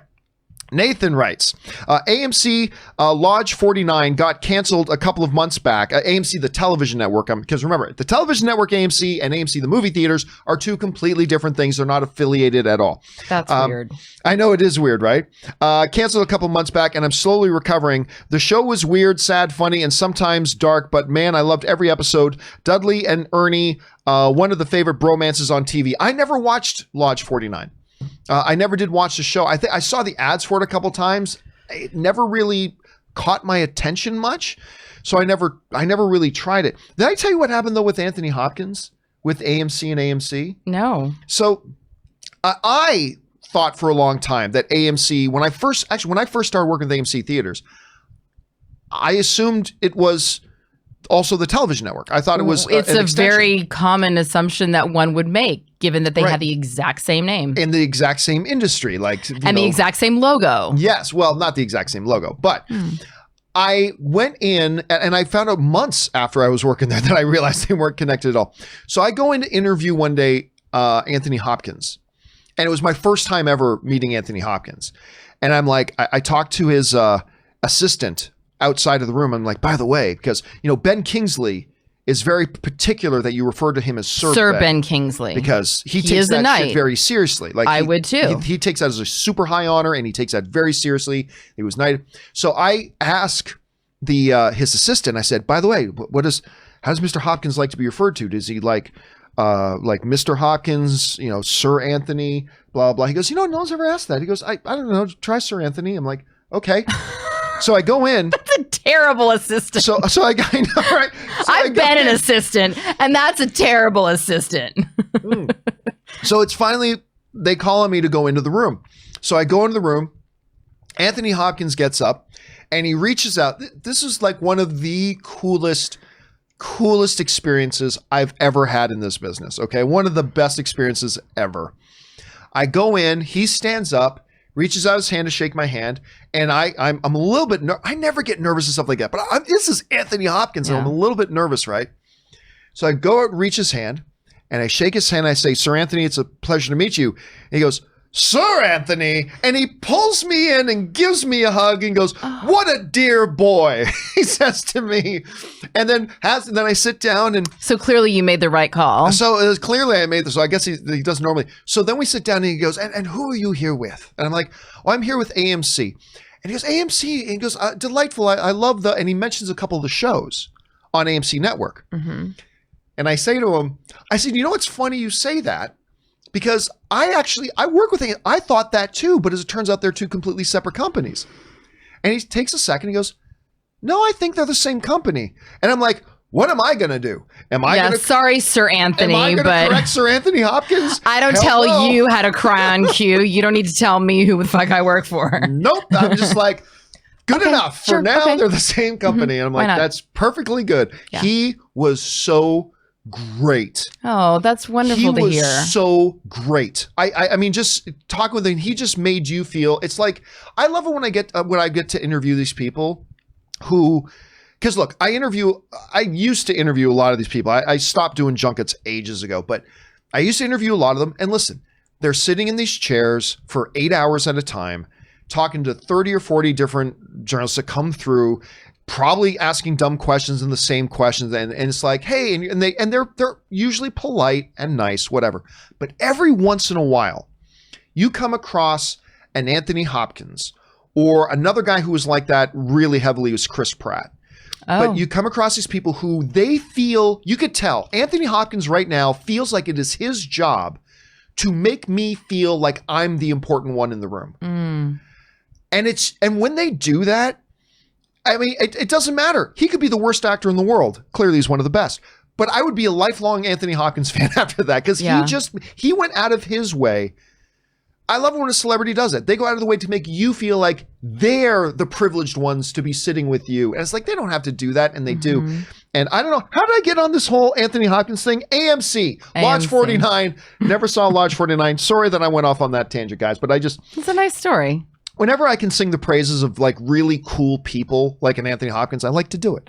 Anyway, Brett WB writes, thank you for turning me back to the online poker world. So much fun. So for those of you who don't know, I didn't do one last night, but a couple nights in a row I did a live play and chat where I was playing online poker and chatting with the viewers and stuff like that. It was really fun and oddly relaxing. I had a really good time. Thanks for being there for that, Brett. Is partypoker.com still around? I don't know if partypoker.com is still around. One of the first commercials that I ever did was for partypoker.com, and it was a buyout for like no money. It was, and that thing played all the time, and everybody was calling me, oh my God, you must be making so much money. I saw your commercial air like 10 times tonight. And I was like, no, I'm not making anything. I did not know. Partypoker.com. Yeah. And I was like doing it from my desk at work, and then my boss was like, answer the phone. I was like, fuck you. I just won a bunch of money on partypoker.com.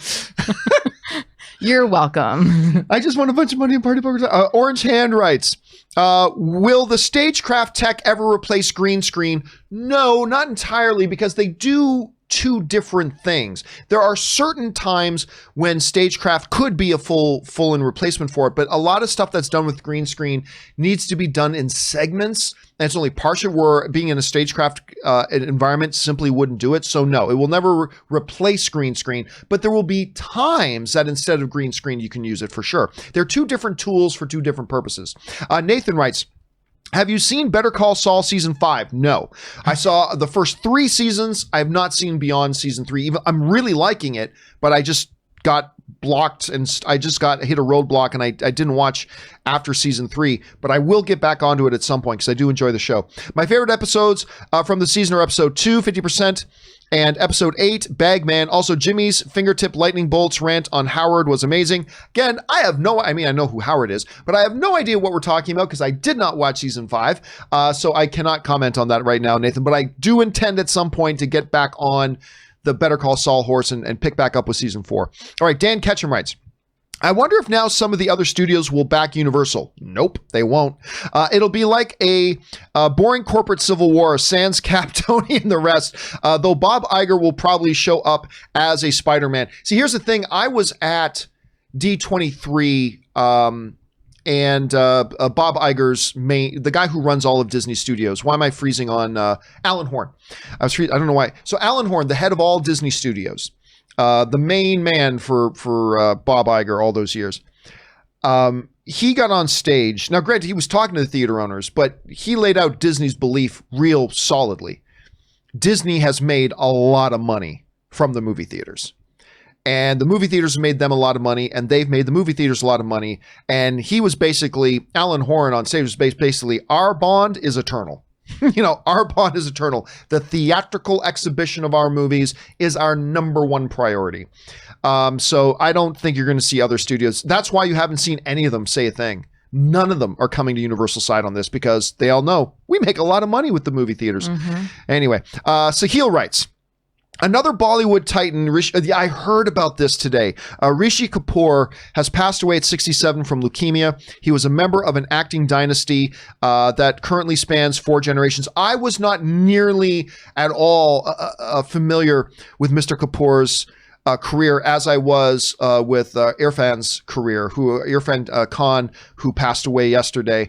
But I did read about how another Bollywood legend passed away, which is really, really sad to hear. I know there's such a passionate Bollywood fan base, and this is a rough week. This is a rough week for them. And again, I was not nearly as familiar with Mr. Kapoor's body of work, but truly a rough week. Sahil also writes, with all of Harrison Ford's plane crashes, oh yeah, did you hear about this?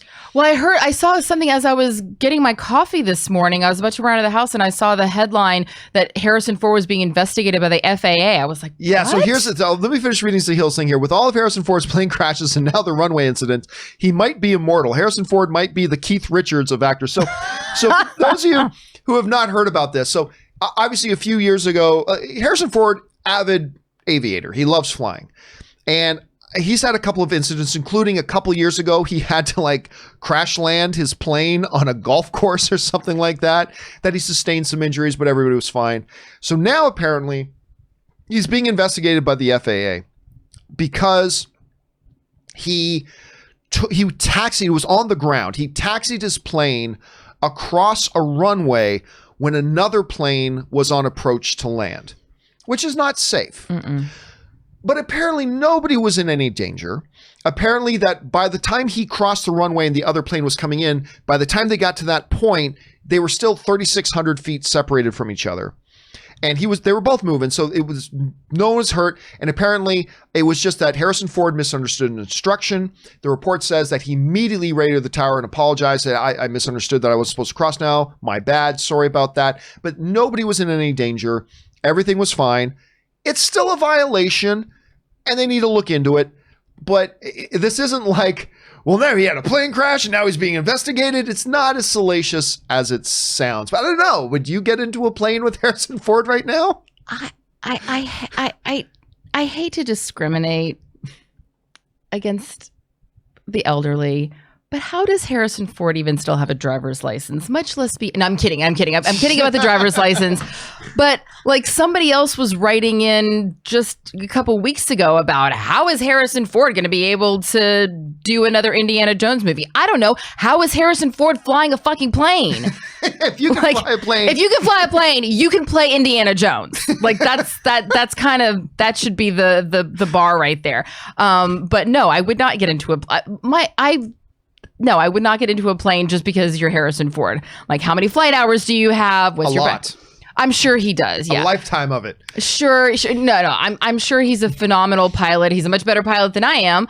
It's not like I know who every pilot is when I get on a Delta flight. I think that's funny that he just keeps having these incidences and he's just calling the control tower and he's like, "Hey guys, I'm sorry." And it's Harrison Ford. So they're like, "It's cool, man. It's cool. Don't worry about it." All I'm doing is driving my plane. Listen, again, it's not as sexy as the headline suggests. Right? It was a small incident. But 3,600 feet, I know, is a long distance. But in the world of flight safety, I can't imagine that is actually a large amount of space. Remember, it was small planes, and I was a big airliner coming in at a higher velocity. It was a small plane. Mm-hmm. There was plenty of time for when he was no longer in the trajectory of the landing plane. He was like in a two-seater. Yeah, I mean, it was, again, it's an incident. He's not like John Travolta with his 747. No, it was an incident, and the FAA has to look into it. It was a violation, but it's just not as sexy as the headlines read. It's just not as sexy. I mean, it's Harrison Ford, so regardless of how old he is, it's always going to be sexy. Brandon writes, let's see. John, have you been watching the little... by the way, did I get that last one? Yes, I have. John, have you been watching the Little Olaf shorts on Disney? And do you think an animation studio could make an entire full-length film with everyone at home? I know live action couldn't happen, but I could see animation. Well, yes. Actually, you could make a full-length feature animated film with everybody working from home. It would be challenging from a logistics point of view and from a coordination point of view and from a project management point of view. It would be very challenging, but it can be done. And by the way, you can still do live action stuff from home, because I don't know if you heard about this, Aaron. About All Rise doing their live action episode? No. Tonight, one of my all-time favorite comedies, Parks and Rec, is doing a new episode tonight. A brand new episode of Parks and Rec. All the cast is returning in their original characters. But the premise is everybody's in lockdown because of the pandemic, and they're all hopping on a Zoom call and doing it, and it's scripted, and they're all doing it. And the purpose of the episode is they're raising money for Feeding America, which was the same organization that we did our fundraiser for. And it's all the original cast. They're back together. It's tonight. Ann and I. What? It's almost embarrassing how excited we are about this. I'm hearing about this for the first time, and I'm excited too. We are stoked. We are so stoked. all the original cast is back, including Chris Pratt and Aubrey Plaza and Aziz Ansari and Rob Lowe and Amy Poehler. Rob Lowe, and who is Perkins. Megan Mullally's husband, who we love so much with the mustache? Ron Swanson. Ron Swanson. He's in Devs right now. He's in that show Devs on Hulu that everybody's raving about. Oh, really? I really hope that Ben Schwartz makes an appearance. Oh, I am sure John Raffaello makes an appearance. I'm 100% sure John, because they also said not only is the whole original cast coming back, but a few other familiar faces from around Pawnee. Lucy Lawless, perhaps. Oh, that would be great. If Lucy Lawless and Megan Mullally came on. Oh, it'd be so good. But my one bummer about this is that it's just a half-hour episode.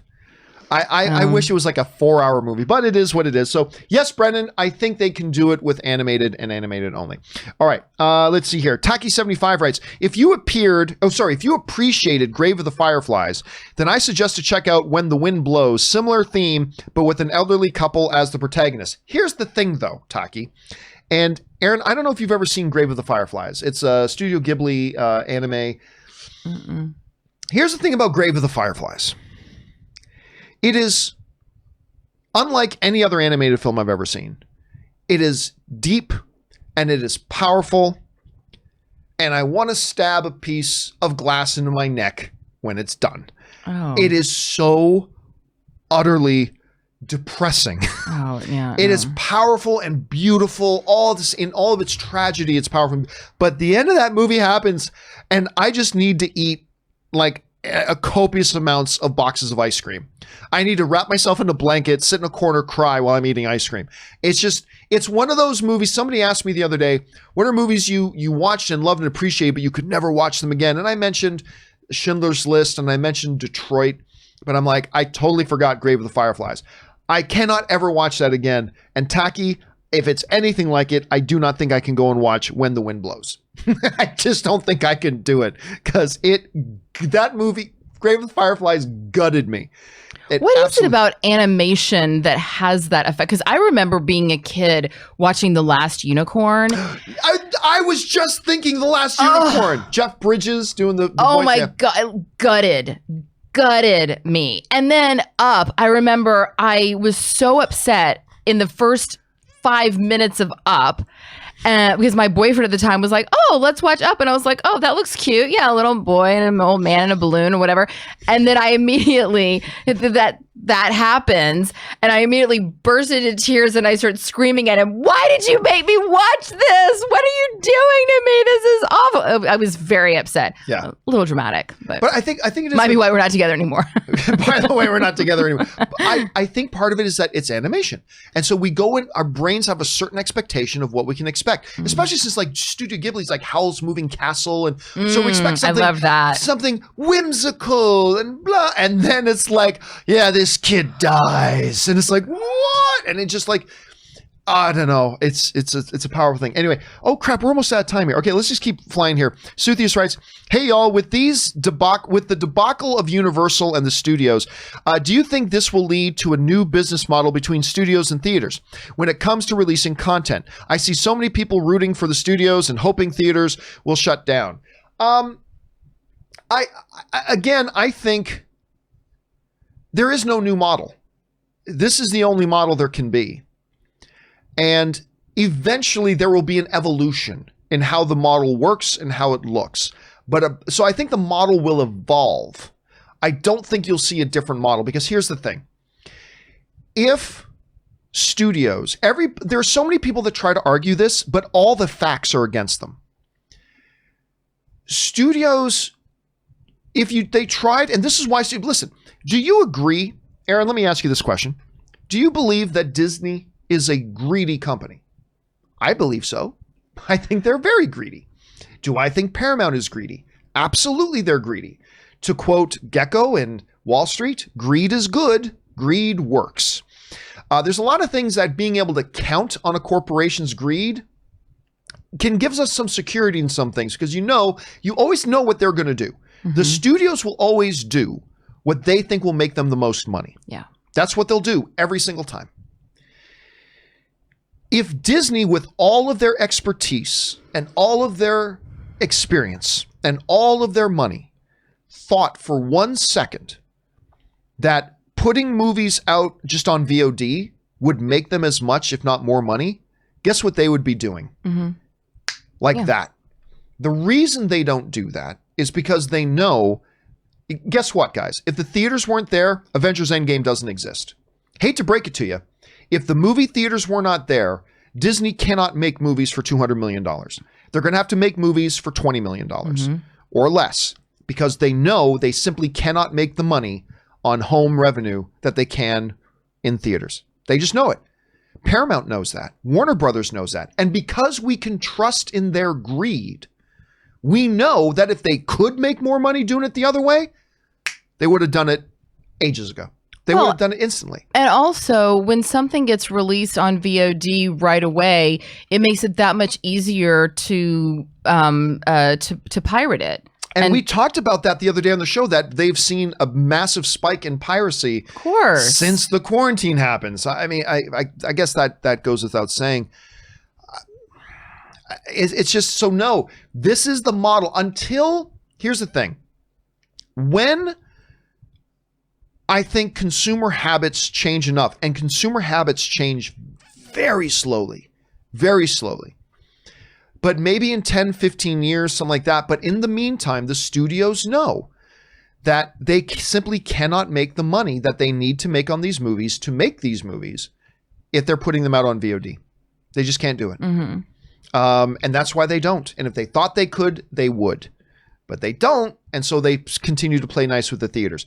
When the day comes, whether it's 5 years from now, 10 years from now, 20 years from now, that they can do that reasonably with some financial security, they'll do it. But it's just not something they can do right now. So anyway, hey, listen, Aaron, we've kept you over time. I lost track of time. So I don't know. I'm having so much fun. I didn't even notice. We always have fun with you. And of course, Joey Bishop is here. Oh, she's been napping on my lap. She's so great. I love Joey Bishop. Anyway, in the meantime, thank you so much for being here. We'll see you again, of course, next Thursday. Yeah, thank you. Where can people in the meantime find you and Joey Bishop? Oh, you can check me out on Instagram at Aaron L. Cummings. Joey Bishop, you can find Joey and her siblings at Rat Pack Cats. And also, my mom is sending me some fabric she found at Walmart in Texas for the masks that I'm making, and it's Stormtrooper fabric. So I'll be making some Stormtrooper masks. If anybody wants to go on there and check it out, you can send me a DM, and I'll send you a couple masks.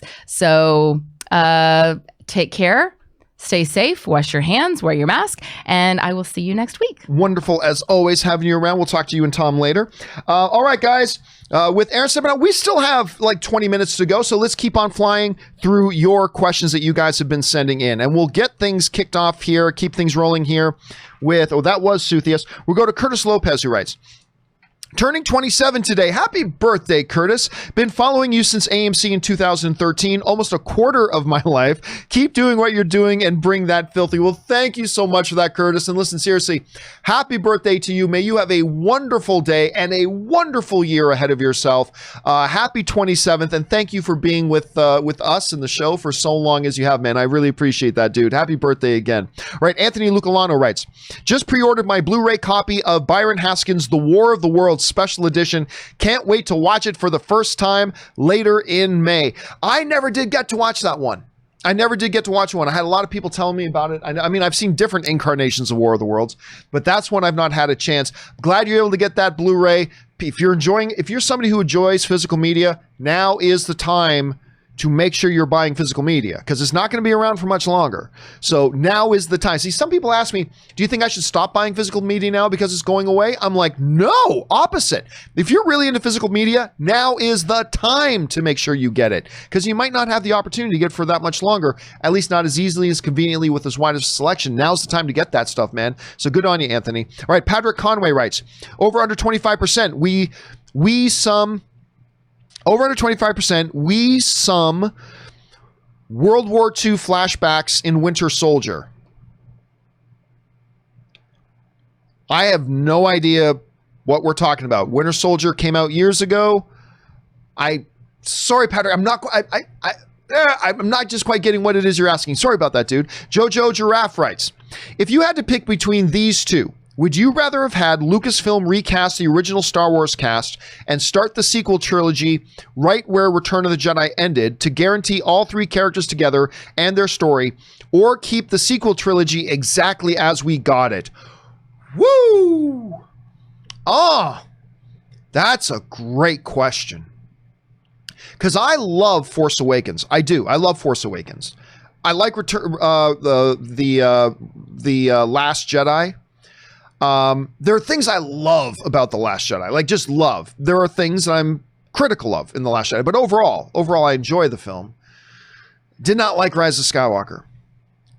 But you know what? I'm going to say something, and I don't mean this to sound like I'm disparaging The Force Awakens or anything like that, but I always wanted to see what happens right after Return of the Jedi. Look, the galaxy was going to be in a mess. The fall of the Empire was not going to be quick and clean and easy. It was going to be a mess with power vacuums that various villainous forces around the galaxy would rush to try to fill, and so many stories to tell. I gotta say, in hindsight is always 20/20. In hindsight, if it was up to me right now, I would go back and say, let's make new Star Wars films, but let's recast. But here, this is the other problem, Jojo. That would have sounded sacrilegious to a lot of Star Wars fans at the time. And if I'm going to be honest, if I go back however many years it was when they made the announcement, maybe I would have been one of those people to find it sacrilegious. It's like, wait a minute, Carrie Fisher's alive and Mark Hamill's still with us and Harrison Ford's still with us. Nobody else can be these characters except those actors. I probably would have been one of those people. In hindsight, yeah, I think if I could go back, get Sebastian Stan as Luke Skywalker, get whatever, I think I would opt the route of recast the original actors and just say that the new Star Wars movie is the immediate sequel of Return of the Jedi that picks up 1 year later or 6 months later or 3 months later, whatever. Yeah, it's odd to say, and it would have been a very, very hard sell at the time to any Star Wars fans. It would have been a hard sell to any Star Wars fans, including me, that you recast the original icons. In hindsight, I think I make the change. I think I go back and we start new Star Wars movies immediately after the events of Return of the Jedi and you recast the original actors. Sacrilegious to say, but I think in hindsight, that's what I would do. All right, great question, Jojo. The Wakanda Forever writes, with the protests and anti-immigrant sentiment out there, it is times like these that make me miss Mr. Rogers even more. Won't you be my neighbor? I'm telling you what, listen, not to get political or anything like that. The world needs Mr. Rogers right now. Man, I mean, it's literally an Avengers level event. We need the Avengers to get the Infinity Stones, to go to another reality, get a couple of Mr. Fred Rogers, and bring them to our world, because we really do need Fred Rogers today. All right, Russell Amador writes, hey, John, so according to the Illuminati, who I have no idea what that is, honestly, if this source is like, we got this covered, disregard this at this point and go to the next topic. Hannah John Kamen has been rumored to have been offered the role of Jill Valentine. That's interesting.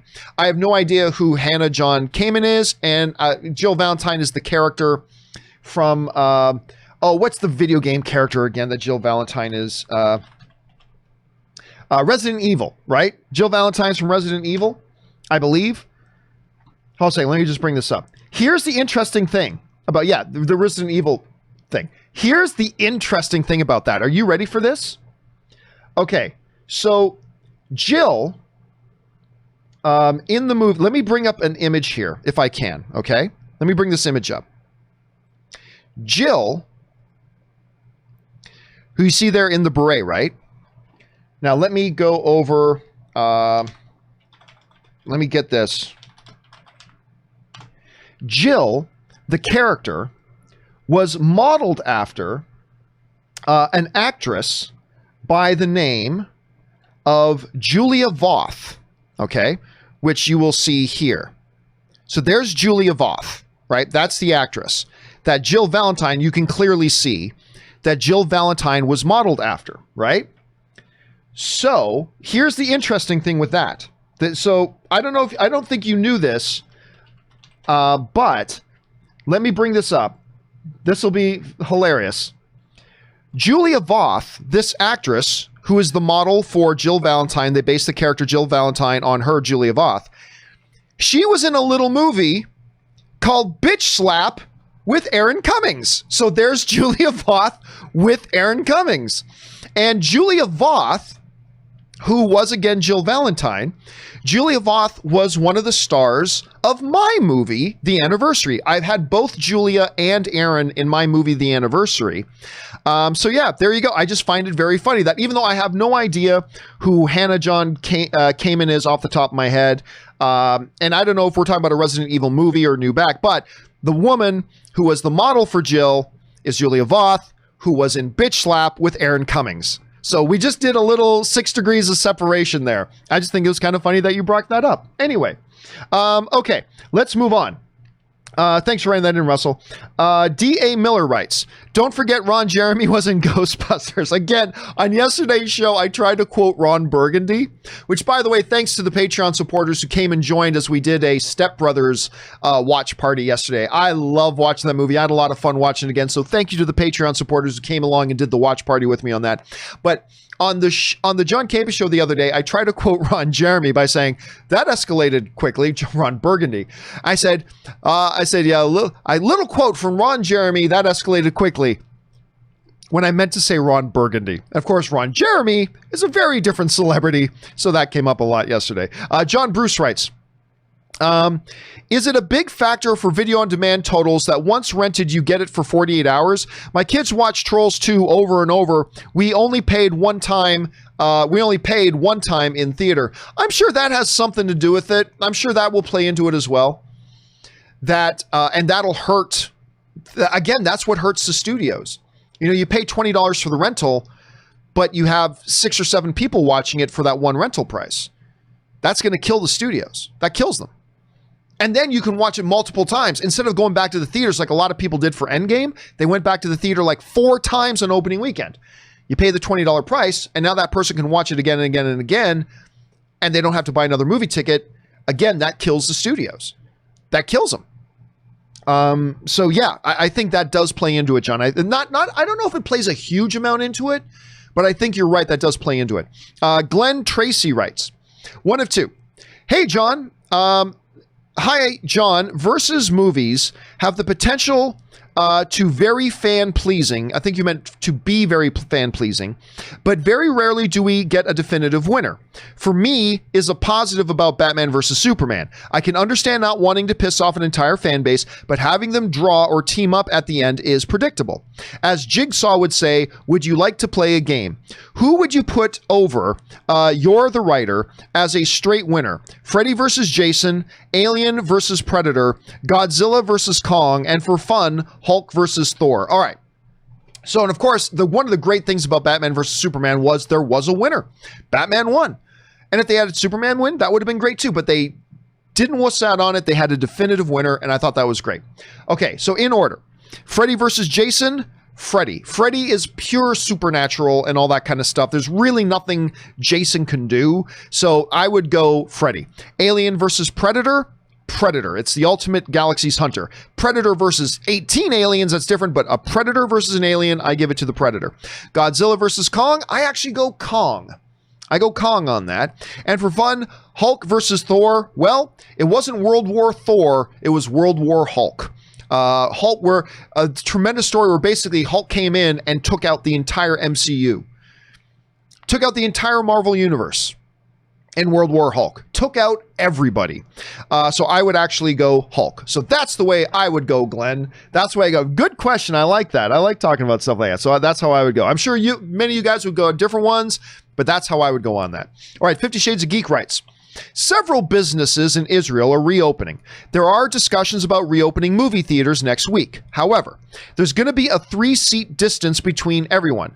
Since not a lot of people go to the movies here anyway, I think this is a good idea. And yeah, listen, I am all for when you reopen the theaters and whenever Regal and AMC and whatever decide to open their theaters again, I am all for starting out saying, you and other people who buy tickets have to have a minimum of 2-seat difference between you or 3 empty seats between you, 25% capacity or whatever. I'm all for it.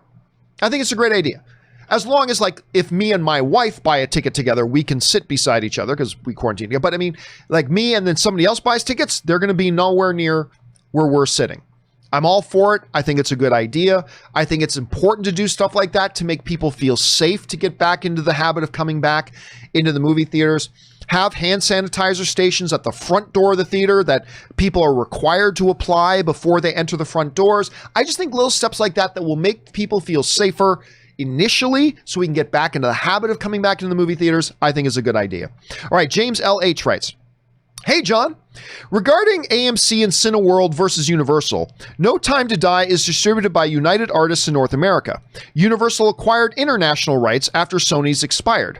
I expect this will be okay, but what could happen if Universal can't fulfill the contract?" Well, here's the thing. Since they only have international markets, they won't have the ability to make a unilateral decision to put No Time to Die out on VOD at the same time that it goes into theaters. Therefore, No Time to Die isn't going to be a problem. It's not going to be a problem because remember, the thing Regal and Cineworld and AMC have an issue with is not Universal movies in general. It's movies that Universal thinks they can get away with putting in theaters and on VOD at the same time. Those are the films that AMC and Cineworld and Regal are saying we are not going to play those movies. That is not something Universal has the ability to do, and therefore that's not going to be an issue with No Time to Die. So I think we're completely safe on that. Okay. Anthony Lucalano writes, "If there's two things I can't stand, it's fans who think they and some friends of theirs speak for the whole fan community, in particular of a particular film and franchise." It's true, but you know what? It's a human tendency that a lot of us get into, because here's what happens. We get into these, what's the best word for it? We get into these biodome mentalities that, oh, me and the people I talk to think this. Therefore, we make the illogical conclusion in our heads. Everybody thinks this. The way I always laugh about it is when somebody says something, say, the fans want this, whatever this is. The fans want this. And I'm always like, time out. Who do you speak of when you say the fans? Because I know some people who are fans that do not have that opinion. I might have that opinion with you, but I know a lot of people don't. You and I do not speak for the fans. You can speak for yourself. You can speak for the few people you hang out with, as can I, but I do not speak for the fans. You know, you do not speak for the fans, but a lot of people say the fans wanted this. No, I may have wanted that like you did, but a lot of fans didn't want that. And a lot of fans got what they wanted. And so you're right. It's a frustrating thing, but we all do it. I've been guilty of it. Everybody's been guilty of it. It's something we got to keep an eye on. All right. Anthony Lucalano also writes, "And people who think that because a film was made with the assistance or meddling of a studio, it's of no merit." Well, this is the other thing. There's a big misnomer. What people have to understand is every movie that gets made with studio interference. It's a collaborative effort. Studios, every movie you see has heavy input from the studios. But what happens? Winning cures everything. When the movie's great, nobody talks about it. When the movie's bad, that's all anybody talks about. Take, for example, the MCU movies, right? The MCU movies are winners. So nobody talks about or complains that Kevin Feige is the most meddling, interfering studio executive there is in the business. He is. There is no other studio executive. There is no other studio like Marvel that interferes and meddles and inserts themselves into the movie-making process as much as Marvel does. They just don't. The results are awesome because Kevin Feige is a genius. But the point is, when you're winning, nobody cares. Winning cures everything. When Endgame sets box office records, they don't care.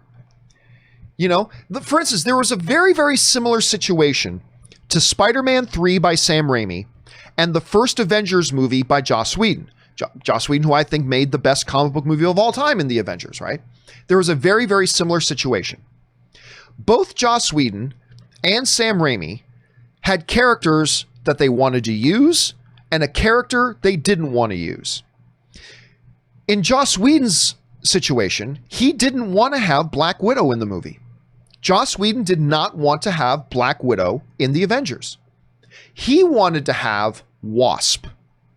Joss Whedon wanted Wasp in that movie. And I remember I was at the Directors Guild of America when they were doing a screening of Avengers, and Joss Whedon was on stage to do a Q&A afterwards, and he was telling this story. He's like, yeah, my script, what I wanted was very waspy, is what he said, right? He wanted Wasp. He didn't want Black Widow. Studio said, no. We got plans for Black Widow. Take out Wasp, put in Black Widow. Sam Raimi had a very similar situation. The studio really wanted one of the villains to be Venom. Sam Raimi wasn't planning on using Venom, but the studio wanted Venom to be one of the villains. So Sam Raimi's like, but that's not my plan. And the studio said, well, no. We want Venom in there. So make your movie, but have Venom as a villain.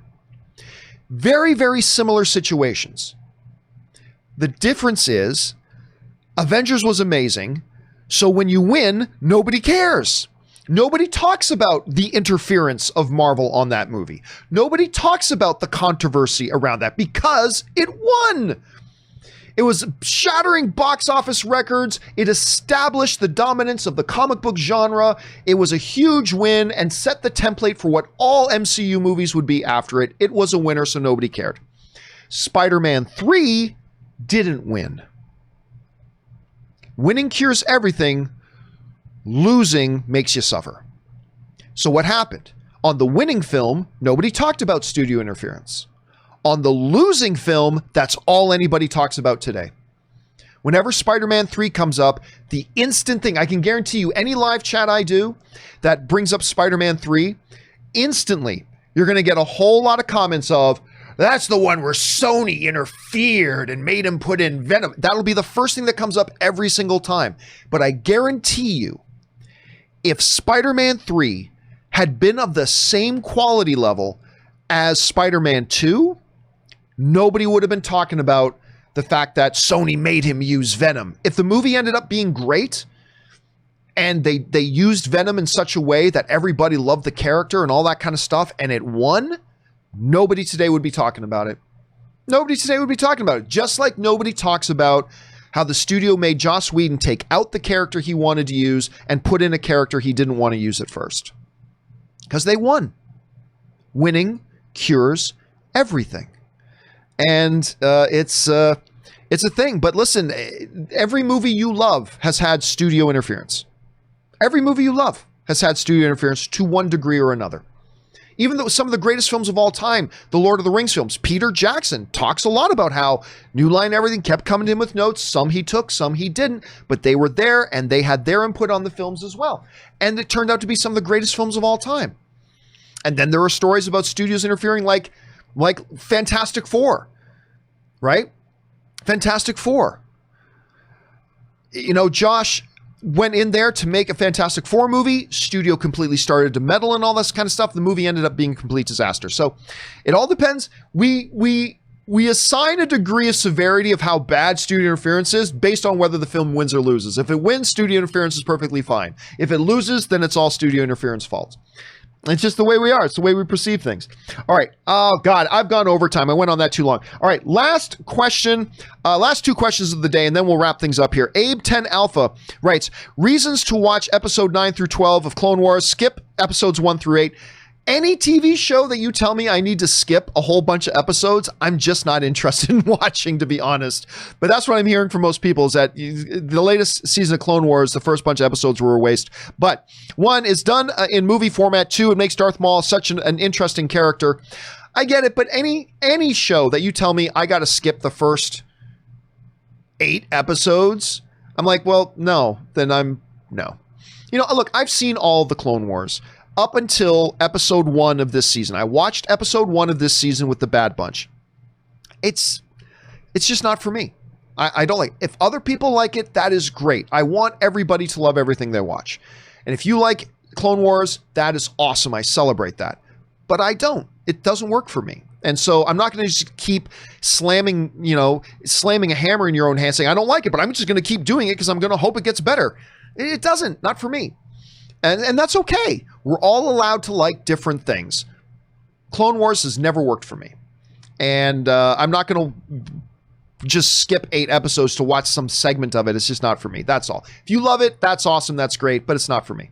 All right, Diamond Dog's Puppy writes, and this will be the last one we take today.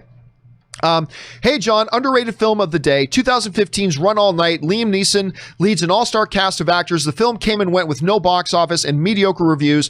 I enjoyed the gritty yet colorful look at the touching father-son relationship. Yeah, that's the one where his son gets in trouble and he now needs to go to the crime dude, right? Hold on a second. Let me just bring that up for a second here. Run All Night. IMDb. I believe it's the one I'm thinking of. And the villain, the main bad guy that he has to go and try to negotiate with for his son is the great Ed Harris. So hold on a second here. It was directed by James Colette Serra, who I believe, did he not just direct the Jungle Cruise movie with Dwayne "The Rock" Johnson? I think he did. I think Jaime Colette Serra, I believe he directed that. He was going to direct Suicide Squad for a bit. Then he ended up directing, I believe, Jungle Cruise for Dwayne Johnson. So there's that. That was actually not a bad little movie. I didn't think it was great, but not a bad little movie. Unless Abe's is actually a continuation of his last question. Has a top 3 lightsaber duel, 4 different tone from the rest of the show, 5 makes Events of Revenge of the Sith more tragic. Again, that sounds like great reasons why you liked it, but Clone Wars is not for me. But I appreciate the recommendation, man. I do. All right. So for everybody else, from Diamond Dog's Puppy, Dirk Walker, and everybody else all the way up, do not worry. You sent in those questions. They're going to be answered properly in a video. Probably I'll do a little bit of a companion video later today, and then we will pick up on tomorrow's show with the rest of the questions as well as all the new questions that you guys sent in. Guys, that will do it for me for today. Thanks so much for being here. Don't forget, Robert Meyer Burnett will be back on the show tomorrow, as we'll have a bunch of other things to talk about as we wrap up the week on the Friday. And of course, a lot of more new questions from you guys as well. So guys, thank you to everybody for spending some of your time to hang out here with us today. Special thank you to all you guys who sent in the questions, because number one, you gave us great fun things to talk about, but number two, by sending in those questions, you also supported the channel. And all of us here, from me, Robert, Aaron, Fact Checker Jonathan Ray, everybody all the way down, all of us, thank you very much for that. Okay, guys, that will do it for me for today. Thank you so much for being here and being a part of the show. My name is John Campea, and until next time, my friends, bye-bye.